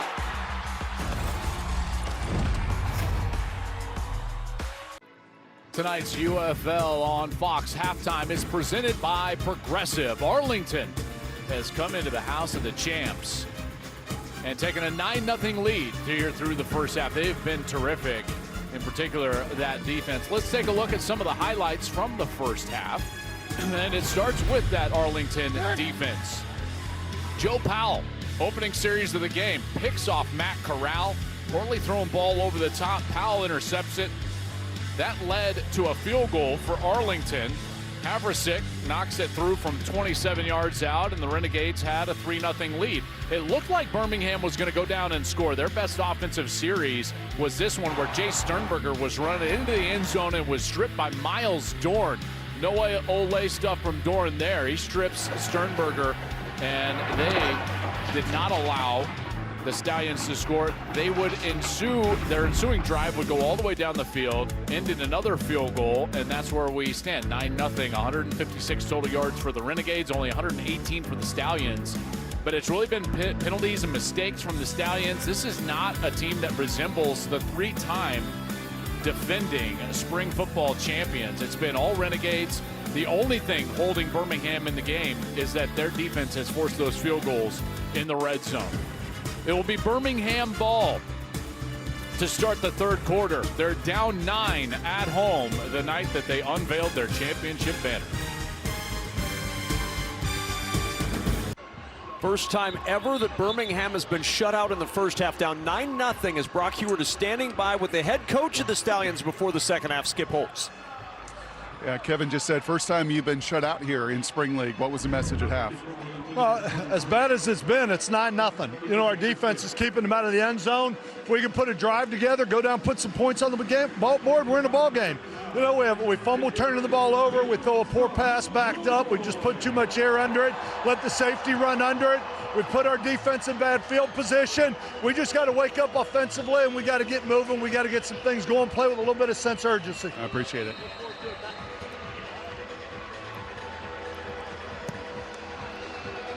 Birmingham will have the ball to start things off. Kickoff fielded at the 8-yard line. Trying to find a little crease, and there is one for Amari Rogers, just tripped up shy of the 40. First half sounds between quarterback and coach on the Stallion side. It's 45. Yeah. If it isn't there, go to the spoon to the other side. Coach, I did not check it. He just told me that you told him to run a corner, like you said, I heard corner. 25. I said 25. We got to be here. With the inside guy, they're running one robber. The inside square end's running, and the outside square end's wide open. That's what I'm trying to get to. Just go through the read. First down, he had an open man, Jalen Camp, and he couldn't connect. It'll bring up second down and 10 for Birmingham. Brock, every single year, the best television is skipping his quarterbacks. Rob, Yes. go Lou Hack, Bronco Yeah, you know what? Lou If he Hack, wants Bronco to not be a coach anymore, maybe go into marriage counseling because he's pretty good. Bronco even. Well, he's had back-to-back MVPs. Magoo, 2022. Adrian Martinez in 2023. And a draw play, Marable, not much there as he's tripped up trying to find some space. It'll bring up third down and long for Birmingham. But Joel, you and I both know those two guys you just mentioned, tremendous runners. Yep. Willing to use their legs, getting out of mistakes. Okay, I didn't make the right read, but I can erase that mistake with my legs. A little different quarterback situation now. Yep, 9 rushes. Brock, 9 yards. Right. 1 yard Omaha. per carry for Birmingham. Ready, set. And on 3rd and 12, Corral steps up in the pocket. He's got a man open, and the catch is made for the first down. Good strike to Marlon Williams to the 45. All right, so you heard him talking to Matt Corral about cover 1 and then the in cut. So they went back to this concept. What does he get? He gets cover 1. Cover 1 means man coverage. So what does Corral do? Immediately looks for the deep in cut to the outside. You remember Skip telling him, hey, it's wide open. You just wait for it. So there's a couple of pats of the ball. He waits for it. He recognizes the coverage, and then he's able to get to his wide receiver and an easy completion for Marlon Williams. Yo. From Arlington 46 after the 18-yard pickup. And the handoff to Ricky Person Jr. and a good run on first down to the 40. What? I like that. Come on. 6-yard gain on the play. Here we go. Let's go, Leo, Seahawk even, safe switch. Leo, Seahawk even, safe switch. Leo, Seahawk even, safe switch. On 1, ready? Person was asking for that ball. Omaha. Ready, set. Just his second carry of the night. Off the play fake, Corral behind Sternberger, and it's 3rd down. You know, if he just reads this out, he's going to have Amari Rogers running wide open down the middle of the field because the safety comes down expecting the RPO, and he's got Amari Rogers right there. If they're watching the tablet, they've got to come back to that concept at some point in this second half. Read the RPO and throw it to the seam because the safety is screaming downhill. Ready, set. Person out of the backfield on 3rd and 4. Corral connects, first down to the 31. There's Amari Rogers with the catch, his second of the night. Here's another recognition of man coverage, and you're just going to beat the man coverage. So there's the 2 players that are in man in the slot, and you just got to read them, and it's a nice little route from Amari Rogers. You see him just kind of spin out of that, and Brock Corral is getting a little bit of a rhythm here throwing the football. Yep. And at some point, you know, with all this man coverage, you're going to see a rub route, right? You're going to see what everybody loves to do, that inside vertical, you know, trying to get a little rub with the receivers. Set. Hit. First down and 10. Across the 30 and down to the 27. Pennsylvania. Hey, Pennsylvania.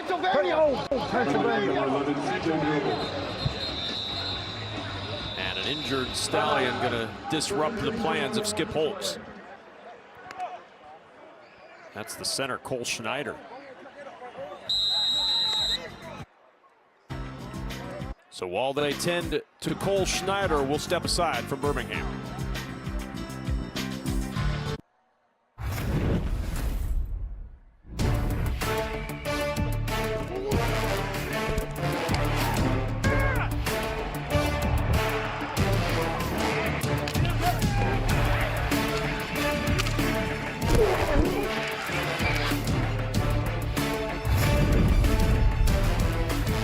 That was tonight's game flow, brought to you by Progressive. A 9-0 lead for the Renegades, but Birmingham putting together its most impressive drive on the march inside the Arlington 30-yard line.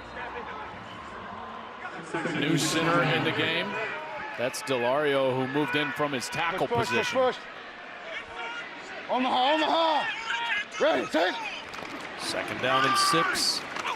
And looking for room up the middle is Marable, and he picks up 4 of the 6 needed. Yeah, that's my fault. I thought that was 74. That was 78. Keaton Sutherland played his college ball at Texas A&M, is going to be the new center, 78. All right, let's go. Hey, we got Lou, Viking Reed, 13 on 1. Ready? Viking Reed, 13. Starts in the National Football League with the Dolphins in 2019. He was an undrafted signee by the Bengals that year. So you got 25 50. Omaha. 2 for 2 on third down this drive, and it's 3rd and 3. Corral, diving attempt, and it's incomplete at the 11-yard line. Trying to pull it in was Davion Davis. And now what do you do if you're Skip Holtz? Man, this is a tough decision here. That defense has played well. Nope, that's it. He's going to bring out the field goal unit, and he's going to kick it. So Harrison Mevis will get his first opportunity, 4 for 4 this year.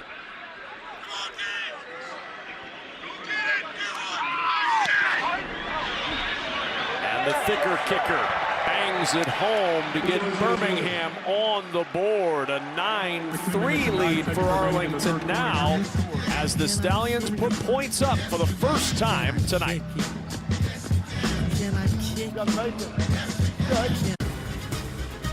Tonight's game is sponsored by Jersey Mike Subs. Be a sub above. And by Liberty Mutual Insurance. Only pay for what you need.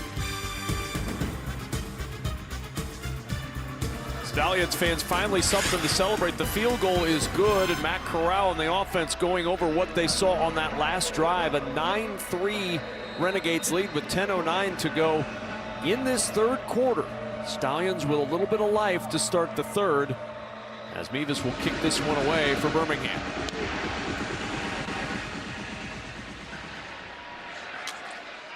And from a yard deep in the end zone, looking for room to the outside and finding a little bit of space is Kalen Balaj. Good return for the Renegades. And it's been miscues tonight, Joel Clapp, for Birmingham, have really hurt the champs. Yeah, I tell you, the penalties that they've had have just given life to some of these drives for the Renegades. We see the pass interference right there, another pass interference. All that led to field goals and points on the board. Then right before the half, this directly leads to 3 points. The roughing the passer, you see Luis Perez, he says, yep, it was right in my face. That was absolutely the case. So tonight, the 3-time champs, 2 turnovers, 7 penalties. The only reason they're still in this game is because the defense was able to kind of bow their neck in the red zone and not allow points in terms of touchdowns, and they force Arlington into all those field goals. And on first down, Perez, a short toss, trying to find a little space is Deontay Burnett. We'll bring up second down for Arlington. Arlington coming in the second most penalized team in the league, and you see their first half offensive leaders, not a penalty on anyone in that first half. You know, you achieve what you emphasize. And guys, have you ever heard in pre-production meetings a team talk more about avoiding penalties than what Bob Stoops and Luis Perez talked about this week? No. No, Bob Stoops says one part that isn't me on this team is I detest pre-snap penalties. He emphasized it time and time again. Good job snaring that snap by Perez, and then Kalen Balaj paying that off with a run down to the Birmingham 44-yard line. Well, look at this. Birmingham kind of gets out of position here. So they're going to move a linebacker from deep to outside. What does that do? It allows a lane to open up right over the right side. The beautiful job by the offensive line to open it up for Balaj. There hasn't been much going on in the run game for either team, but that was a really quality run. 19-yard pickup on the play. Here's Balaj again. Nothing doing this time. Stacked up right at the line of scrimmage, and it's 2nd and 10. You know, Brock, I mentioned this in the first half. I would love to get your thoughts on it as well. I think Arlington has a better shot at scoring within the next 15 yards than they do if they get it all the way into the red zone. Yeah, and that's because they haven't yet established that one-on-one weapon down there, nor do you have a quarterback that can create, and that makes it really, with his legs down there. And Luis creates with his arm and his accuracy. Yes, and then you just can't blow him off the ball. Those three things combined make it tough to have red zone efficiency. And movement across the line. Let's go. Good job, you two, talking about no penalties. Yeah. Yeah, good job. False start. Offense, number 63. 5-yard penalty. It's 2nd down. Ricky Lee, the first Renegade penalty of the night. Guys, that's 6 false starts on Ricky Lee this year. 6. That's incredible. Sorry right, wide left. Just the flinch, you can see Birmingham immediately. Bradley Anai jumps over, points, and it's always the guy that stays dead still. You see him, he's just like no one will see him. So 2nd and 15, they get the penalty yardage back to Canella, and now brings up a 3rd and 10 as he picks up 5.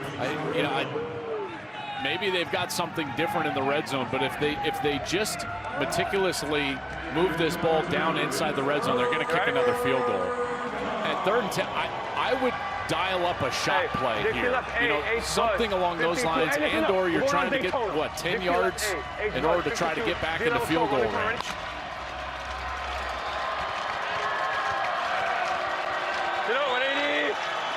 Through the backfield, 2 receivers, top and bottom of your screen. Hunter in motion now on 3rd and 10. Stallions rush just 3. The short toss and down short of the first down. The ball comes out. They'll say down by contact at the 36 is Javante Payton. The ruling on the field is a catch and down by contact. It's 4th down.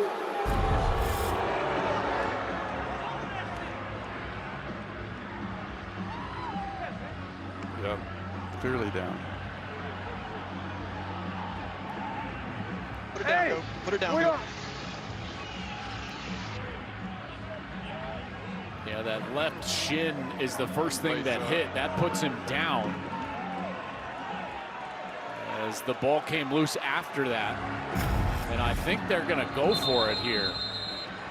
1 for 2 this year on 4th down. They're going to think about it a little bit more before this 4th and 2. I think Skip is going to super challenge. Which we are, but I had him with the snap.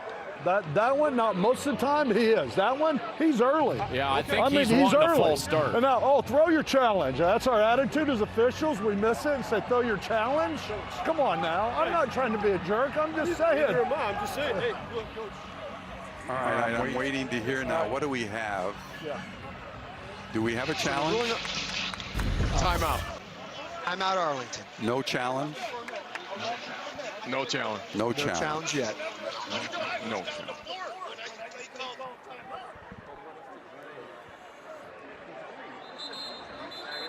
Skip was talking about the false start, not the down by contact here and a potential turnover. But he was talking about, he thought that Ricky Lee, 63, got an early start at the snap, a la the Kansas City Chiefs. No challenge on the fumble that was ruled down by contact. And now they'll go for it on 4th down and 2. I thought he should have thrown the super challenge. I thought Ricky Lee was early. They would not have this 4th and 2 opportunity. It would be backed up way deep on a 3rd and miles. Sure, what's it up? So now 4th and 2, and there's a flag at the snap. Canella jump. 80.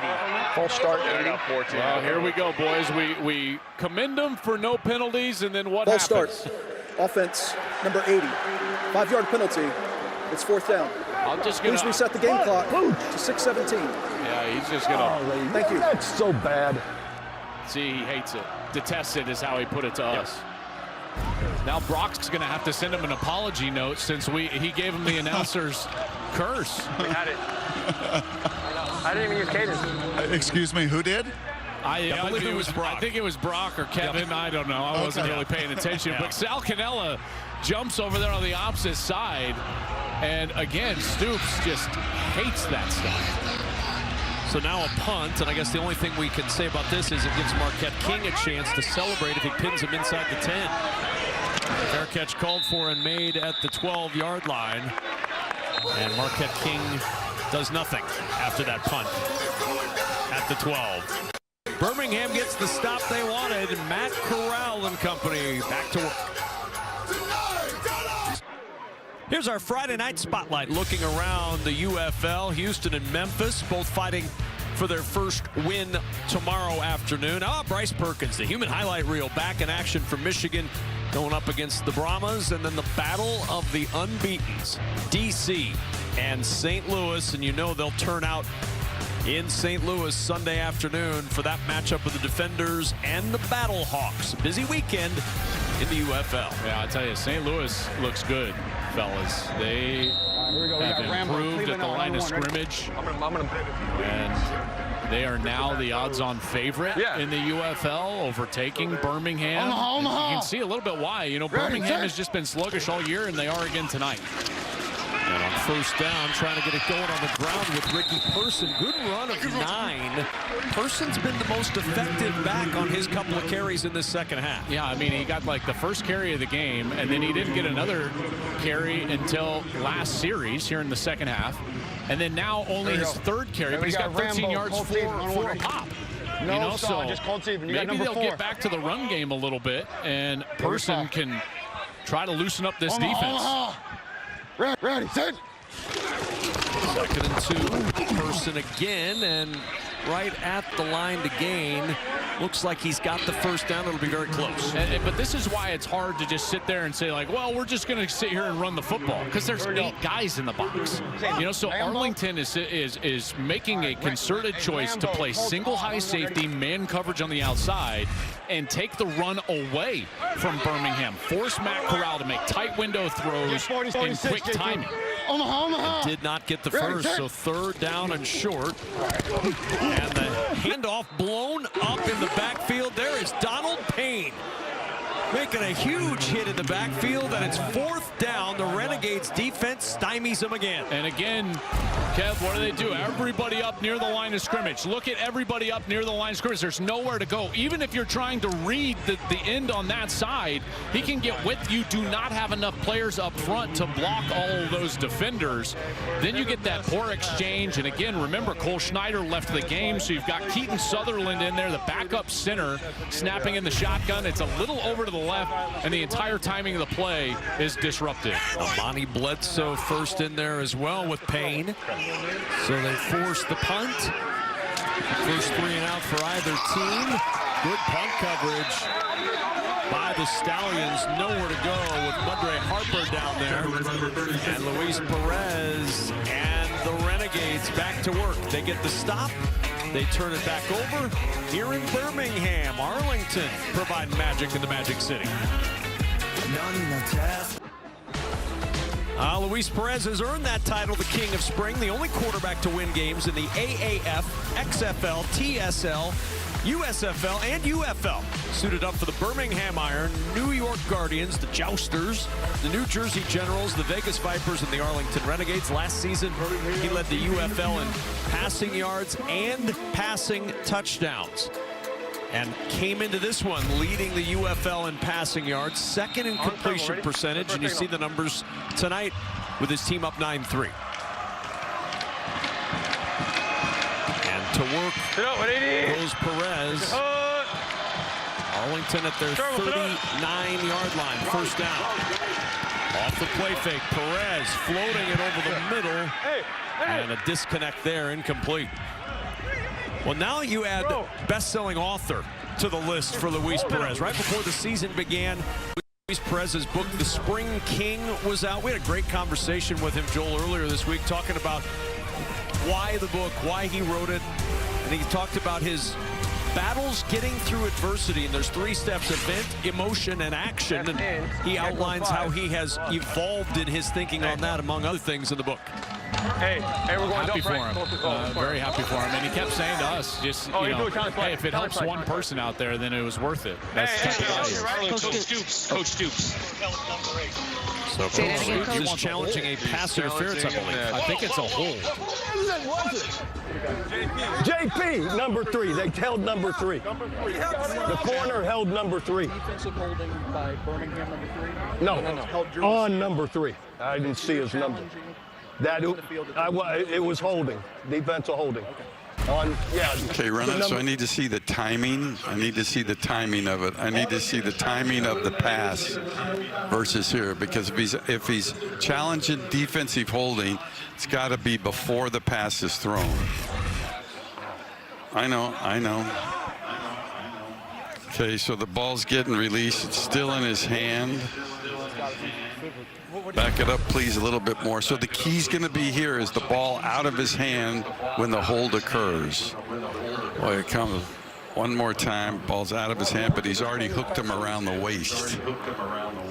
So he's hooked him around the waist before the ball leaves his hand. So it is going to be defensive holding. So we're going to have to look at the down and distance. Give me the down and distance previous. So first and 10 at the 39-yard line. Are you confirming that? Okay, first and 10 at the 39. We're going to go a 5-yard defensive holding penalty to the 44-yard line. And it's going to be first and 10 from the 44. Clock is going to start after incomplete pass. Copy that. Thank you, Mayday. After further review, it was a foul for holding. Defense, 5-yard penalty with an automatic first down. Arlington has one more challenge and is not charged a timeout. So we see the super challenge used here as we bring in Mike Pereira. I'm curious, Mike, if Bob Stoops had said pass interference versus holding, would that have meant you wouldn't have had the challenge would not have worked? Actually, to tell you the truth, since they actually were on the field talking about the pass being uncatchable, I couldn't have fooled with it at that point. But since it was just a defensive hold, it's the timing of the pass, that made it something I could change. And this year, of course, guys, a little bit of a tweak in the rules. You don't lose your super challenge just after your first one, regardless of if it's successful or not successful. So Bob Stoops, because he threw a successful challenge, retains that for one more. And so they still have 2 timeouts and their super challenge left. Second down and 8. Looking for the sidelines and looking for Vaughns. It's incomplete. Joel, you and I have talked about this since last year when the Super Challenge first came in with the UFL. I absolutely love the Super Challenge. I think it's an outstanding usage, and I love seeing when coaches find creative ways to apply it. 100%. I wish that we had it in other levels of football. I certainly wish we had it in the college game. There are plays in every single game, as good as the officials are. And trust me, officials in our sport are really good, but there are things that are missed. And so if a coach can correct that, I say absolutely. 3rd and 8. Perez jumps it over the middle. He finds Canella for the first down to the Birmingham 41. I'll tell you, Brock, you know what I love here? Perez tells us that he wants to be able to move in the pocket. He doesn't have to run for first downs necessarily, but his movement here allows him to find Sal Canella. And the key there, Joel, is your tackle's got to know your quarterback. And push those guys outside, and you've got to be good in the middle. When you got a QB that's not a runner, you've got to be stout in the middle so he can do that, so he can step up into that pocket and still deliver. Well done. Here we go. More. Now first down and 10, and a handoff to Kalen Balaj, and Balaj finds a little bit of space up the middle, picks up close to 5 on that first down carry. Man, I feel like we one thing. Go ahead, Brock. Well, one thing to think about is Skip, I caught him after that last series. He said, man, our defense has been on the field way too long. Yeah. Way too long. And, that's some of the challenge when you don't play complementary ball, offense and defense. Keep an eye on that here as this game is pushed into the fourth quarter. It feels like Birmingham has been on the field defensively for the majority of this game. Second down and 4. Balaj again. And not much there this time. In fact, no gain on the play. Brings up 3rd down and 4. Good push up front. Bradley and Nye, as usual, in the middle of things on that defensive front for Birmingham. Yeah, that line has been terrific. And here's their opportunity, even in the middle of a long drive here, to try to get off the field. Force Bob Stoops into a field goal decision. So do you go hard count here, Joel? I would, absolutely. If I'm Perez, you got to trust Ricky Lee. He's the one he's concerned about. 6 false starts on the year. He's the left tackle number 63. But if you're Perez, you got to go hard cadence. Didn't have a lot of time to use cadence as Perez floats it down the sideline, and he finds Deontay Burnett for an Arlington first down. Boy, I love what they did on the outside. So you were talking about pick play, Brock, for Birmingham, but how about the pick play now for Arlington? They run on the outside, just a little bit of a switch release with the outside 2 receivers, and that's what allows Deontay Burnett to be wide open. And there's the separation, and Burnett hauls it in. He caught big touchdown last week, that lone touchdown late in that game against Houston, and the 2-point conversion. So another big play here late in this game. Should be the final play of the 3rd quarter. Perez in some trouble, dancing away, and down he goes. The ball popping out. I think they're going to call it a sack at the 31-yard line, and they are. Marvin Wilson got back there and tripped up Perez. He tried to get rid of the football. The initial signal is down.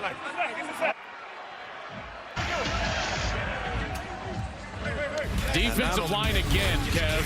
They get into the red zone. What is it? 4-man rush again. Nowhere to throw the football. Perez can't escape, and the Stallions defensive line does it again. We in the zone. Woo! Let's go. Game on. Game on. Game on. We coming strong. Say it to my face, I dare you. Too deep in the game, I'm keeping my foot in it. Hating on me, but it made me go harder. Ran up a few wheels, my bank account trim. I promise you, he ain't richer than my daughter. Life was closing in, face to face with seeing all my demons. Got him in order. Read what I'm seeing, read what he did. Dread from his kids, life got shorter. Going in the days. It's been a defensive battle tonight. Birmingham held scoreless in the first half for the first time in franchise history. Arlington's gotten into the red zone 3 times, but that Stallions defense has stood up. Only 9 points on the board. Luis Perez, 170 yards passing. Matt Corral, just 8 of 20, 134 yards and an interception, waiting for his opportunity in this 4th quarter. Birmingham has not had a great offensive game, but they are right in this, and a 2nd and 25 now for Arlington to start the 4th.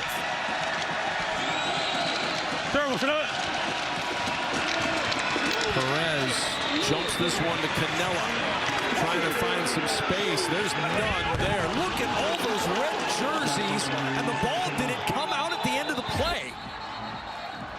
Stallions certainly think it did, and the officials are unstacking the pile, and we'll wait and see.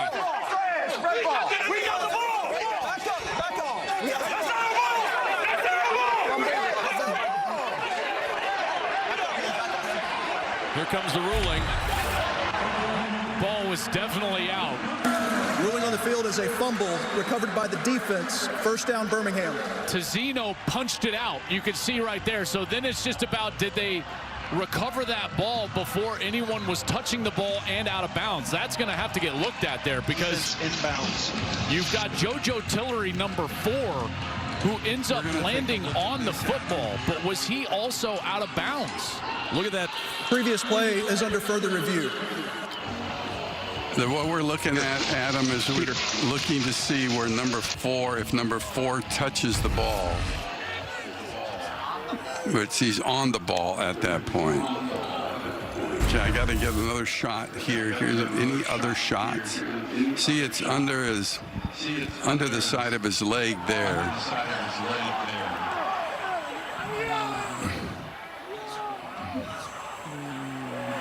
Is his elbow down, guys, when his hip touches that ball? Well, I tell you, I got to see if he's touching the ball there. I don't get the clearest look of him touching the ball. And those are the only shots that... Okay, the recovering player clearly is in bounds with possession of the ball. It's just, boy, I can't tell as you're looking at the shot here. Was that... It touches him in the leg, but was it before the arm was down? See, there's where the arm goes down. Adam, it's just not clear to me whether it touches number 4 or not before the arm gets down out of bounds. So we're going to stay with the call of a fumble and the recovery by Birmingham at the sideline. And so it's going to be first down at the 32-yard line. Copy that, thank you. All righty. After further review, the ruling on the field stands. Wow. And that stands as Birmingham football, and so a huge mistake by Arlington, driving down to try to put more points on the board, and they cough it up. I mean, that drive got inside the red zone. That was their 4th trip in the red zone, and now they don't get any points, and it's still a 6-point game. And now Corral to work on first down on a cross over the middle, finds Jalen Camp down at the 39-yard line. Because remember, before that, right before the quarter ended, and that last play of the 3rd quarter, Perez took the sack. That ball had gotten all the way down to, about the 17-yard line, Kev. And then Perez took the bad sack. Then Canella's fighting for yardage when there was none to be fought for, Brock. And that's one of those things, if you're a defender for Arlington, I bet those guys were just incensed. Easy, easy. Right. Yeah, pretty fired up. Ready, and I'll tell you this, too. In stadium, I can't tell you how cool that is to have Mike Purr on the big screen and everybody in the building hanging on every last word of his. Both on the staff, the players, the fans. I imagine that happening in an NFL stadium. Oh, my gosh. Yeah. It is just such a great scene in the building. There he is. Look at him. I hang on every word of Mike Pereira, regardless of whether he's in stadium or not. 100%. Normally, he's reprimanding me for something I said about the officials or some sort of call, but tonight has been good, and Mike has been all over it. Colorado. He's the best in the business. And understand, in this stadium, it's a great stadium, right? Huge, big screen, so he is all over it for all the fans to react to. It is really neat. Ready, 10. 2nd and 7. Stallions trying to put a drive together. They set it up to the edge for Davion Davis, and well defended by Arlington. That play looked like it might have a bit of an opening, and they shut it down quickly. Yeah, but you're right, Brock, as we're sitting here and we see all the fans looking up. There's that giant screen in stadium. You're right. It's quite an experience to see Mike 46 smash on 180. Up on that screen, talking through the play, and everybody hearing the exact, wordage and verbiage of what they're doing in the rules is something that's very cool. 3rd and 6. Corral floats it too tall for Davis. It's again another corner route that he's trying to float. Come play me, man! Come play me, man! You know, Joel, what's pretty obvious here 3 weeks into the season is Birmingham's inability to have balance. Yeah.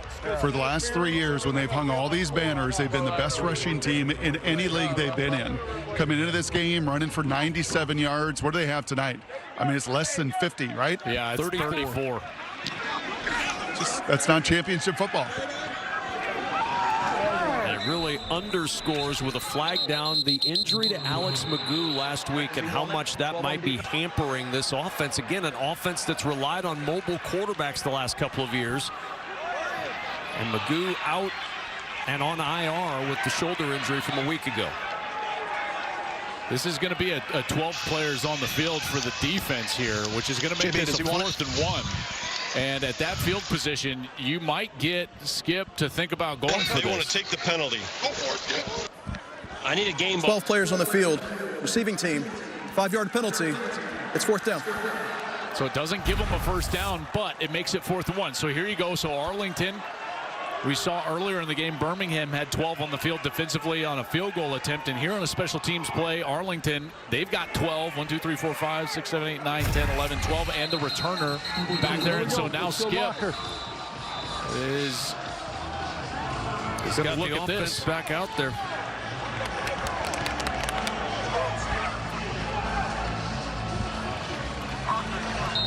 Fourth and 1. And it's a full yard. That ball just shy of the hash at the 44-yard line. They needed 43. Hey, Brock, you got any balance here? Huge play. Can they run it at all? Huge play. Omaha. Ricky Person in the backfield. 1 for 1 on 4th down tonight. Oh, he just cubed it. No, my goodness. And again, Cole Schneider injured earlier. K-ball start. 12-14. Ball start. Offense, number 13. 5-yard penalty. 4th down. If you're joining us late, Alex Magoo, who hurt his shoulder in the first play last week against Michigan, he's now on the IR. He's going to be down 5 weeks. And so it's been all Matt Corral last week and now this week for Skip Holtz. And Brock, to your point, it doesn't seem like there's a run game solution anywhere on the horizon. Nope. So right back where they started before the 12 men on the field penalty, and another punt for Colby Wadman. Fair catch called for and made at the 17 by Joe Powell. And a timeout on the field with 12:08 to go. The Stallions defense has reason to celebrate on the Selly Cam. They've felt good, but the offense still held to just 3.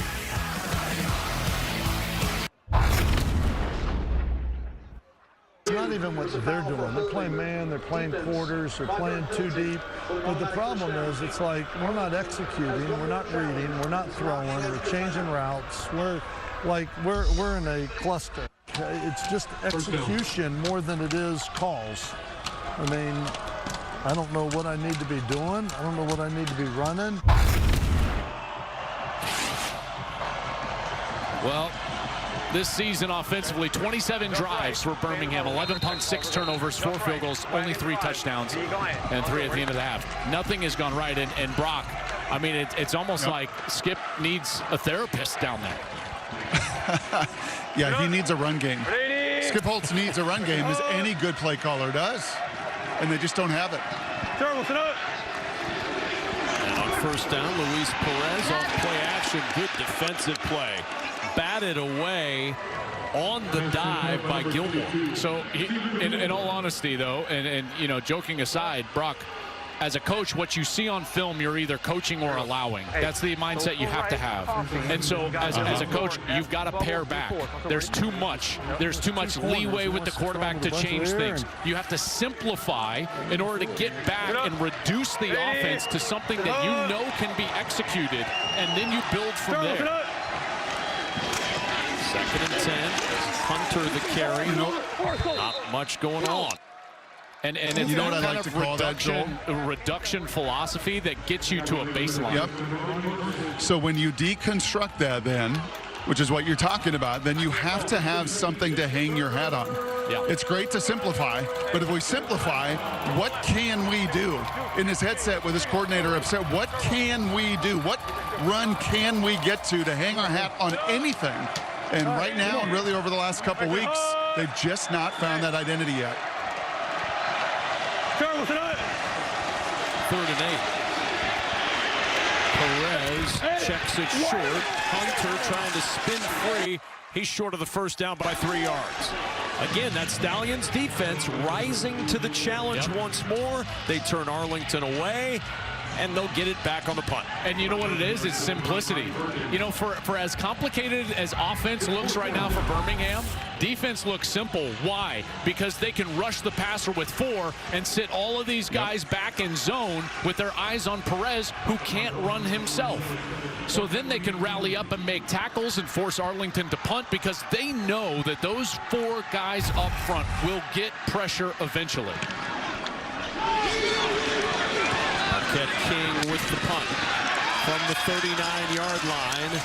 Out across the 40 and down near the 43 is Davion Davis. Really good field position for Matt Corral and the Stallions. What can they do with it? We'll find out next. So let the games begin. Tonight's game is sponsored by Allstate. You're in good hands. Tonight's game is sponsored by Allstate. You're in good hands. And by Pizza Hut. No one out-pizzas the Hut.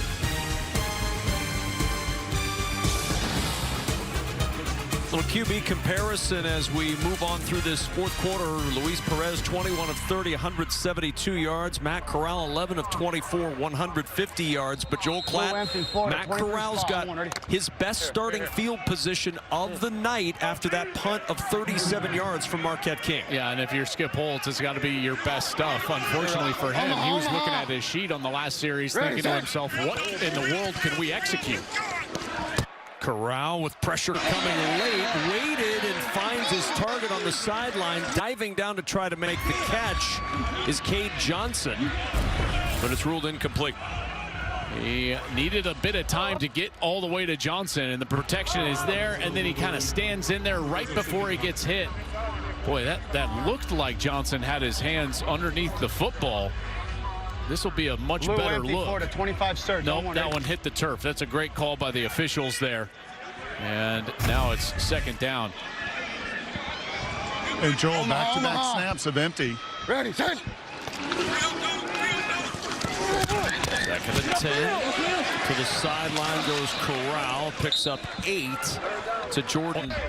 Rather to Austin Watkins. Yeah, Brock, I think they're doing that and going empty to try to define some zone coverage out of Arlington and get them out of that man coverage. Yep. Yeah, just trying to clean the picture up, right? You heard Skip in that monologue. Get open, Rob empty, Bronco Reed, 18. I know what they're running. We know, but what can we get to? And I like this now. Third snap of just trying to clear the picture up and get into these empty sets. Ready, set. 3rd and 1. Quick toss, catch made, first down. Amari Rogers lunging to pull that one in. You know, and this is what you've got to do as a play caller, is find a formation or a set that can clean the look up, like Brock just said, and give you a coverage that you expect. You know, we know if we go empty, we're going to get this coverage from Arlington. Even if they give us something different, we're going to have answers on either side of the field. That's what empty will give you. And how about the hands right here? Great job securing that ball through contact to the ground. It's strong hands for the former Packer draft pick. Corral deflected away and incomplete off the fingertips of Marlon Williams with Jaden Price in coverage. All right, here we go. 2nd and 10. 2nd and 10. Here we go. Let's go. Here we go. Let's go. Golly, I keep seeing this. Let's go. Rob Empty, Florida, 24 streak. Rob Empty, Florida, 24 streak. Do it again. Rob Empty, Florida, 24 streak. Hurry up, hurry up. So, Joel, you got smash corners with a streak down the middle here. Pitches outside, corners inside, streak right down the middle. Corral going down the middle, and he finds his target. Down to the 16-yard line, it's Jordan Thomas. Big play for the Stallions, and a first down for Birmingham. Boy, it sure helps when that streak down the middle of the field is Jordan Thomas at 6'5", 277. And so if you get two safeties, or at least a deep safety that you can throw that underneath, then he decides to take Thomas and that matchup right down the middle of the field. 29 yards later, the longest play of the night. It's a first down, and in the red zone go the Stallions. Watch the back out of the backfield here. Corral looking that direction, pressure in his face, and Corral's going to run. He's got some room, and Corral out of bounds near the 10. Okay. Okay. 6-yard gain on the play. Okay, 2nd and 4 still. Okay. I thought they were good. Here we go. Leo, free. Let's go, Gator. 16 safe switch. Leo, free. Gator, 16 safe switch. Leo, free. Gator, 16 safe switch. On one, ready. 16.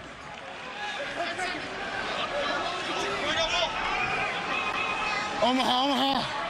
Ready, set. 2nd and 4. Corral.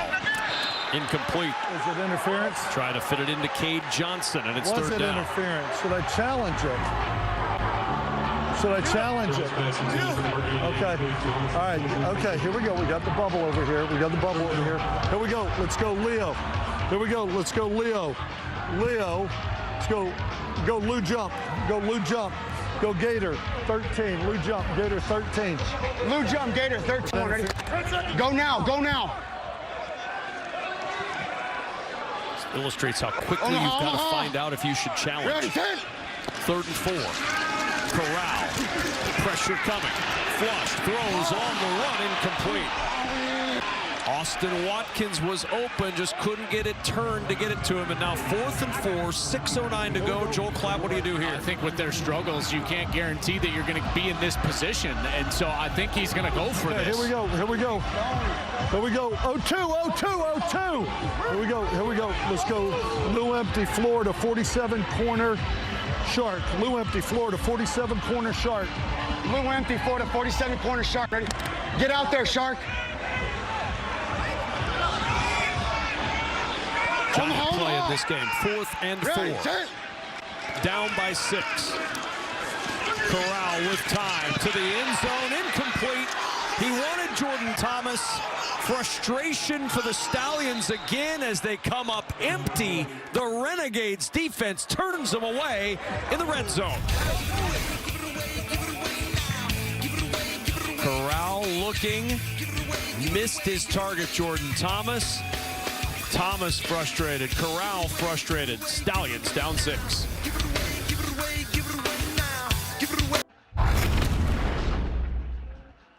One mic. Hey, let's take a deep breath. We are fine. We can move the ball on these guys. It's all self-inflicted. Let's just do our job. That's all we got to do. Ball security. We got points. Defense playing well. Man, let's go. O-line, set the tone. Hey, we go back to that 4th down play for Matt Corral and the Birmingham Stallions. He's reading over on the right side over here, and then late gets back to Jordan Thomas. But you can see Jordan Thomas, he was already all the way across the hash. Corral wants to throw that one right down the middle. It was late. This was the play prior. He did have Austin Watkins, it looked like, but that ball just floated off and to the left, and the Stallions come away empty on their first red zone trip of the night. And the Renegades now try to go to the ground, and swallowed up is Kalen Balaj. There is just not room to run against this front of Birmingham. No, there really isn't, and that defensive line has been excellent, and you know, Birmingham is going to, at the end of this game, if they can't come back and win, they will just kick themselves. Jay Sternberger was walking in for a touchdown, gets stripped at the 2-yard line. That red zone series right there comes away with no points, and they're in a 6-point game because their defense has been outstanding. 2nd and 14. Perez from his goal line. Javante Payton on the receiving end at the 13-yard line, but now 3rd and long for Arlington. Yeah, and there's just nowhere to go with the ball. And it's because of the combination. And Brock, we've been talking about it all night. If Perez can't hurt you with his legs, then you just rush forward, and they're getting home, and then everybody else eyes in the backfield playing zone coverage. Just fly into the football, man. It doesn't matter who is in these uniforms in Birmingham defensively. In this building, they simply fly. 3rd and 7. 5 of 12 on 3rd down tonight. Arlington with Perez. Dumps it short. Upfield, fighting for yardage. Looks like he just got the 1st down. 2nd and 3rd effort from Isaiah Winstead to move the chains. I mean, how about the strong effort from Winstead? This guy is 6'3", 210 pounds, and he's coming across the field right here. Here's the move over, and Perez finds him on a bit of a secondary outlet, and then contact behind the line to gain. Secondary contact behind the line to gain, and he continued to fight until he was across that 1st down line, and they moved the chains. And how about Luis Perez? You and Brock have been talking about him manipulating the pocket, and he did it again there to buy extra time.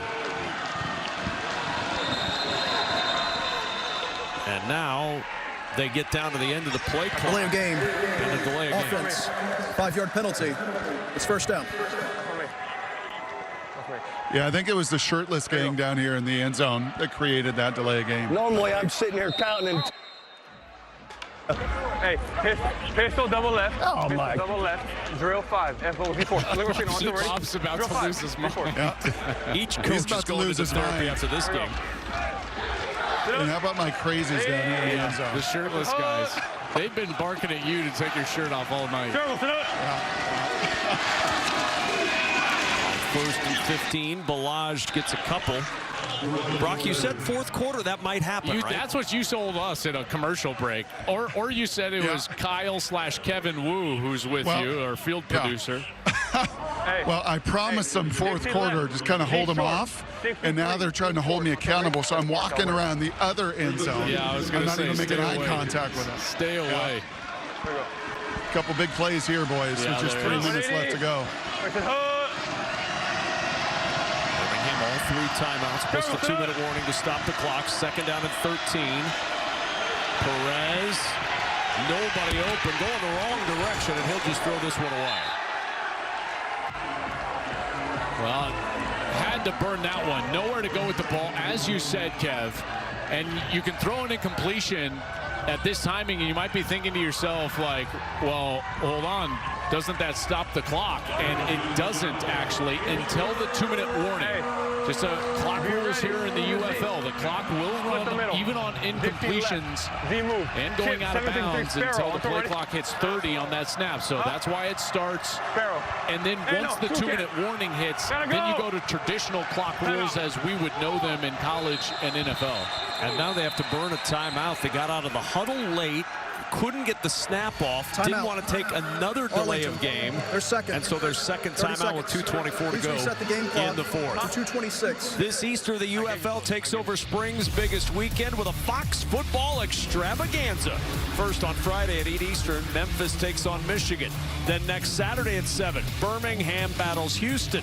Next Sunday at 5, San Antonio against DC. It's all next weekend on Fox.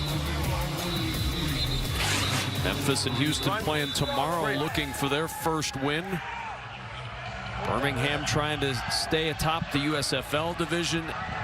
Arlington trying to keep up with St. Louis in the XFL. DC and St. Louis will play coming up on Sunday. 2 unbeaten teams along with Arlington in the XFL conference. 3rd and 13 for the Renegades. Peyton in motion. Perez, pressure right up the gut, gets rid of it, coming back to get it as Vaughn's tripped up in a timeout used by Birmingham with 2:19 to play. Man, great pressure again. Timeout. Birmingham, they're first. Perry 30 on seconds. Winfrey, I mean, just an explosive pass rush in a one-on-one against the guard, Marcus Minor. You're going to see he's working on the left guard, and here's Winfrey right here. And watch as he just engages and then gets right inside the guard. Beautiful job with his hands, and he was right in the face of Perez before Perez could even read that concept down the field. He was lucky that he found an outlet so quickly as Vaughn's was open, but nowhere to go as that defense continues to fly around, giving this offense a chance. I tell you, man, you got to give these two defenses on both sides a ton of credit. They have played marvelous games, and each of them, and given their teams chances to win. And now Birmingham's defense gives their offense the chance one more time. Kings punt, a line drive punt, and a good one all the way to the 20-yard line. Amari Rogers on the return, swallowed up at the 29 with 2:09 to play. Matt Corral going to work against what's been an excellent Arlington defense all night long. Yeah, they've been absolutely sensational. They only allowed 2 touchdowns total in the 2 weeks coming into this game. They have not allowed one tonight. Coverage has been outstanding on the outside. Well, they just refuse to allow any gaps. Every throw down the field is a tight window throw for Matt Corral. Tough reads. And they've been flying around and tackling well. And I'll tell you what, it helps when you're able to get a couple of turnovers, which they have gotten. They've been good on 3rd down. And they continue to be one of the league's best defenses for Jay Hayes, the defensive coordinator. Okay, so during the return, there was a block in the back by against your number 37. Yes. Okay. Arlington is challenging the ruling on the field that there was no foul for a block in the back. Previous plays under further review. Remember, Bob Stoops used a super challenge and was successful. There was no block in the back. Okay, I'm looking at this with you, Adam. He really gets sandwiched in between two players. And to me, as I see it coming downfield, in this shot that we're going to see on television here, you're going to see that the player on the left side is going to make contact to me on the side. He's got the left hand. If you see another shot, the left hand is in the front. So to me, this is more of a side block. Watch here. You're going to actually see that hand. I think that's more of a collision and not directly from the side, from the back. So I'm going to deny the challenge and not call the block in the back. So we'll play on from the dead ball spot. After further review, the ruling on the field stands. Arlington has charged its third and final timeout and has no challenges remaining.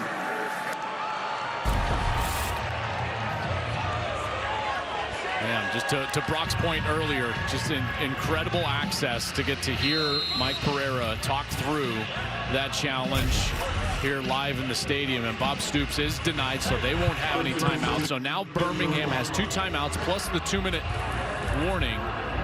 And they need to march this ball down the field and put it into the end zone. Remember, this Arlington defense last week played great the entire game, but gave up a touchdown late in the last 5 minutes and had to survive a 2-point conversion late in that ball game. So Corral on first down to the sidelines. Sternberger with the catch, but that will take us to the 2-minute warning in Birmingham. Quite the finish coming on a Friday night in the UFL. Can Arlington hang on to the 6-point lead on the road? We'll find out.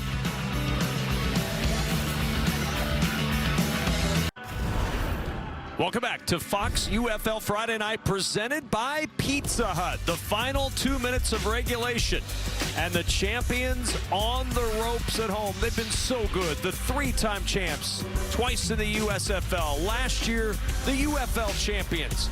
Skip Holtz and his squad down 9-3 at home. The banner unveiled tonight for last year's championship, and they have not lost at home as a member of the UFL. The last loss at home was to Houston, May 13, 2023 in the USFL. 9 straight home wins since that loss.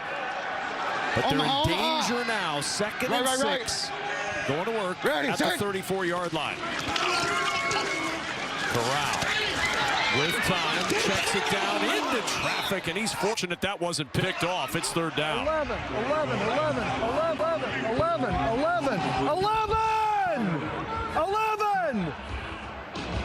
Here we go. Let's go Lou Flo. Here we go. Lou Flo, Florida, 29 slop. Lou Flo, Florida, 29 slop. Lou Flo, Florida, 29 slop. I want it. 3rd and 6. Omaha. Ready, take. Corral over the middle, incomplete. Jarred out of the hands of Davion Davis. Big hit leveled by Ajane Harris, and it's 4th down. 3rd down. What do you like? Pass intended for number 13, Davion Davis. 0-2. It is. I'm asking for a play. Never mind. I got it. Here we go.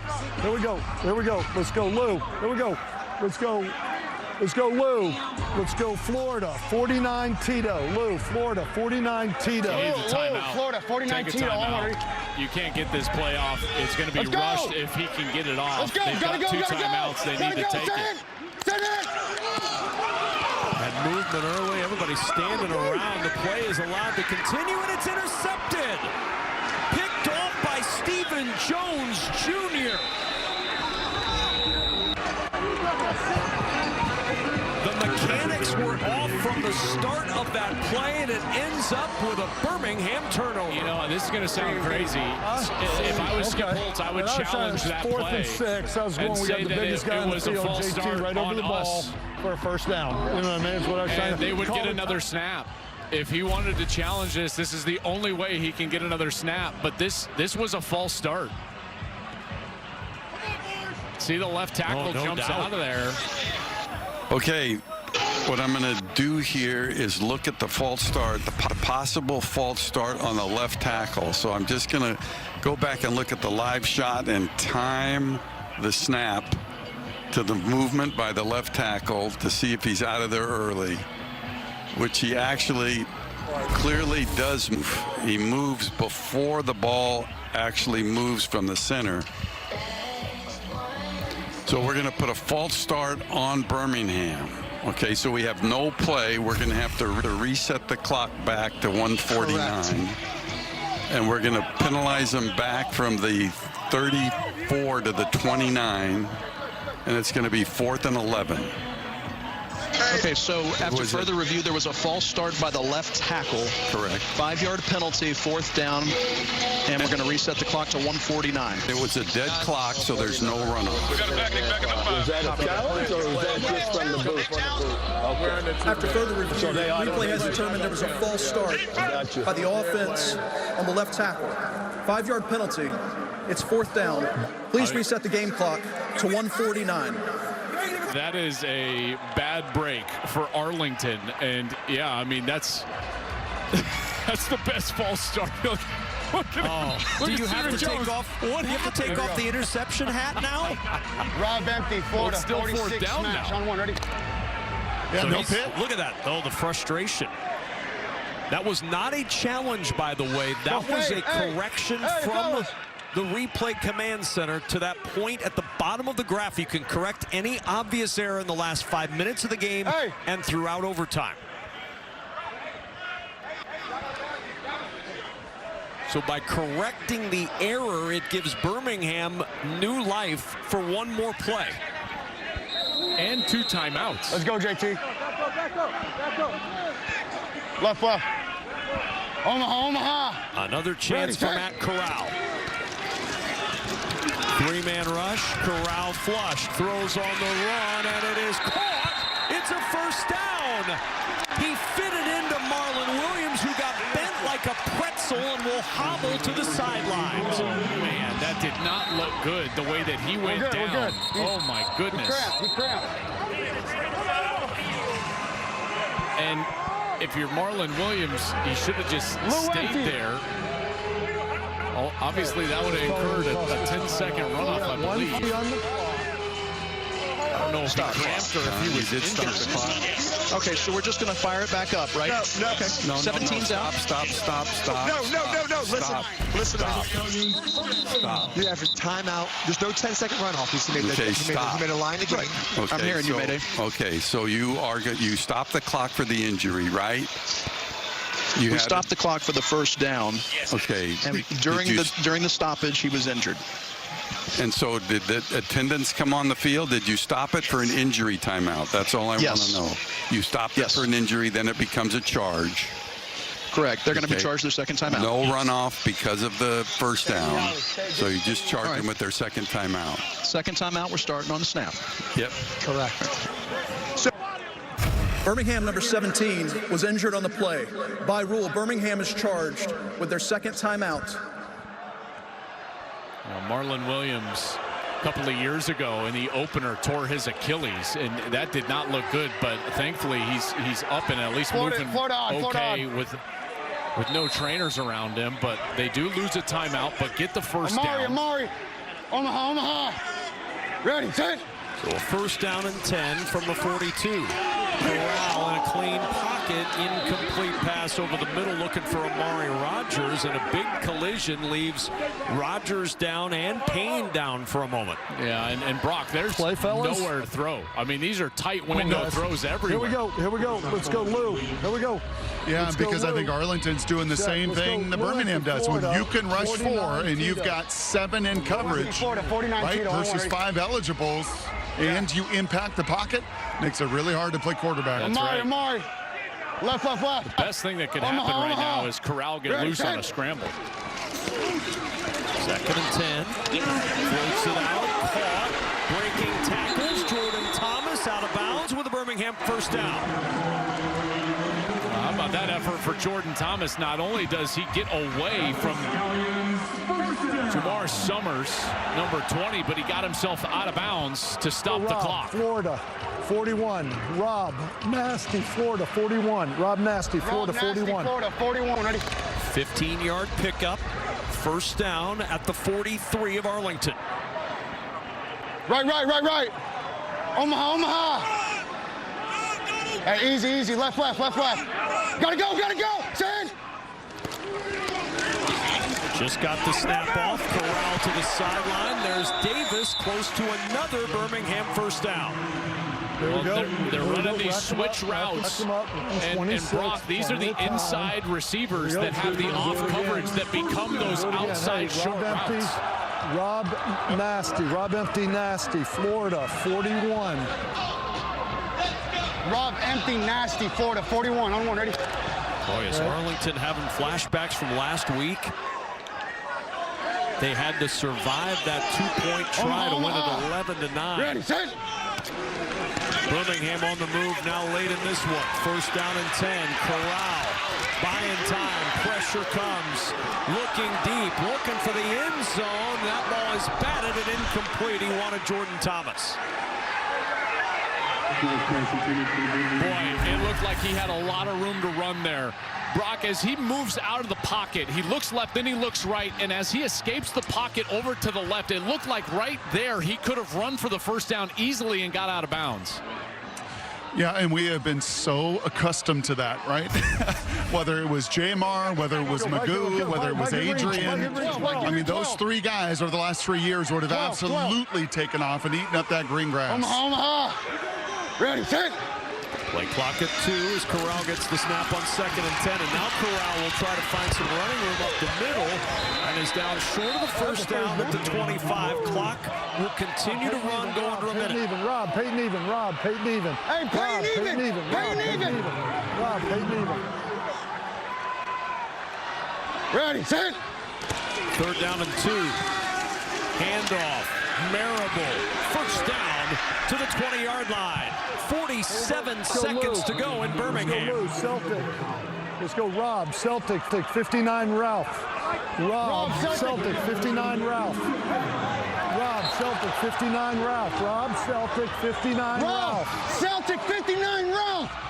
59 Ralph. Clock moving again. Ralph. No, Shark. Omaha. Out of time here. Ready, set. 30 seconds to go. Corral looking for the end zone. Wide open touchdown, Birmingham. A flag is down on the connection to Cade Johnson. Got a flag down. So I got to hold defense and decline. What's your number? 28. 28. Got ball for you, Joe. Holding. Defense, number 28. Penalty is declined. Result of the play is a touchdown. Really on the field is a touchdown. I mean, what a drive. What a drive. They have done nothing all day long, and now that's the first points that we've gotten out of a red zone trip all night, either team. Copy that. So now they will line up at the 2-yard line for a 1-point try to take the lead with 26 seconds to go. Victory 12, JT. Arlington Victory 12, JT. Last week held Houston out on a 2-point try that would have tied it. This is a 1-point try for the lead for Birmingham. Ready, set. Corral stumbles, lunging touchdown, and the extra point gives Birmingham the lead 10-9. The conversion is good, and Birmingham trailing all night, stuck in the mud, grabs the lead with 26 seconds to go in the 4th. What a drive. The patience, and then here's the route on the outside. Okay, so you're going to get an inside move. That's where you get the hold of the jersey. And then Corral stays with it, and he's wide open for the touchdown. Cade Johnson, perfect in the end zone. Protection was there from the offensive line. Nobody around him. It's the first throw all night. It wasn't draped with Arlington defenders. And then the conversion. They go empty again. Nobody in the backfield. And it just opens up right over the middle for Matt Corral, who uses his legs, and he's into the end zone. And Birmingham, after stumbling all night offensively, finally put it together. And here we are, Stallions with the lead at home. This is that fourth down earlier. It would have ended the game, but there was the procedure penalty. False start, Barry Wesley, number 69 on that left side. Replay gets involved, which they can fix the calls inside of 5 minutes. Here at the end of the game, it was a false start. It gave them another chance on fourth down. They convert, and they wind up scoring a touchdown.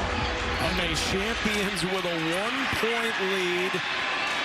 And Arlington now with no timeouts, 20 seconds to work with, down by 1. And somehow, some way, Birmingham is 20 seconds away from keeping their home winning streak alive and moving to 2-1 on the year. It's just shocking. I mean, it really is. That fourth down interception looked like it was going to end the game. And the review from the booth, Skip didn't even have to super challenge that. I thought that Skip was going to have to super challenge that, and he would have won it if he would have thrown that, which would have been smart on his part. But the replay is initiated from the booth. It's a false start. Birmingham got extra life and took advantage. Into the middle, it's Vaughn's. Vaughn's down at the 45. It's a first down. Clock will stop while they get set. Well, they got to go up and clock it as quick as they can, which they do. You're looking at... I'll say this. Go ahead. I'll say this, Joel. The adjustment he made, he went empty. Yep.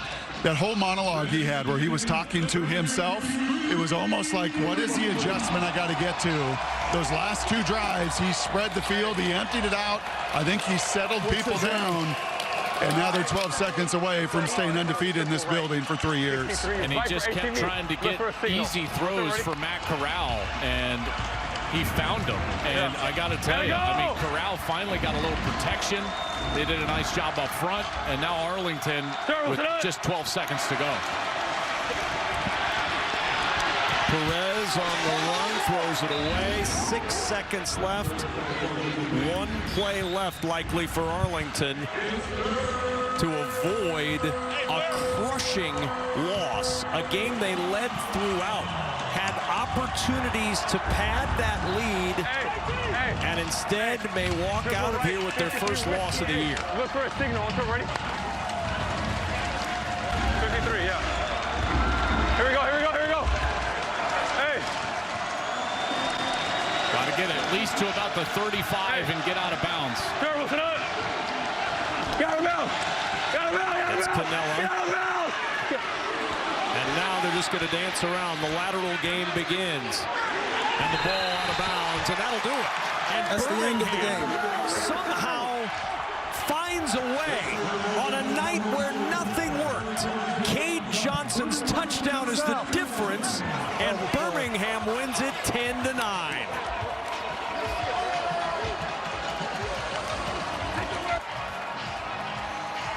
Hey, stop.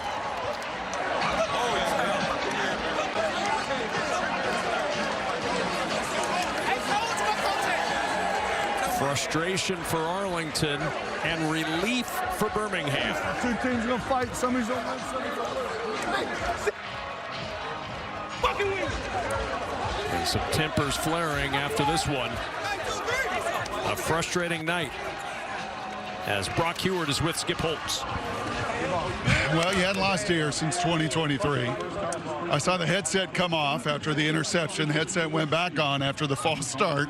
Walk me through the final couple minutes. What range of emotions, damn, golly, we've got to get so much better.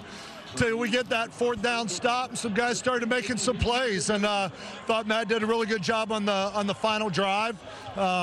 Went down there, we went for 2. We had a call at an empty and saw the spread and went to kind of put a draw tag on it after the call, and Matt went and called it with the O-line. The O-line did a great job of adjusting, and he was able to get in the end zone. But what a crazy game. Just excited to win. Happy for our fans. Like you said, we haven't lost here since 23, so we're making it interesting, though. Well, we had quite a monologue of you talking to yourself about, we know what we're doing, we know what they're doing, we got to find answers, and then you go spread and empty really over the last 2 drives, and the ball went up and down the field. Yeah, I mean, we just went to our what we call our O2 package, 2 tight ends, no running backs in the game, and I said, maybe that's our future. I don't know. Like I told y'all earlier when we talked on the production deal, I don't know what we are right now. I don't know with Matt as a quarterback, can we be good enough to methodically move the ball down the field? Do we need to be a big play offense? Are we going to be hit or miss? I don't know. I got to do a lot of kind of film watching, and we got to make some decisions on what we're going to do and how we're going to try and find a way to win with this football team here in 2025. But proud of the way the players fought. I know you're 2-1 and the 3-time defending champ, and you seem to not lose here. You know what? We just got to find a way to score 1 more point than they do. That's all. 1-0. Appreciate it, Skip. Thank you. Kevin. All right, Brock, thanks so much. Matt Corral feeling a little better right now than he thought he might mid-game as Corral finds Kate Johnson for the game-tying touchdown. Corral's conversion gives Birmingham the win. We're back with the post-game coverage right after this.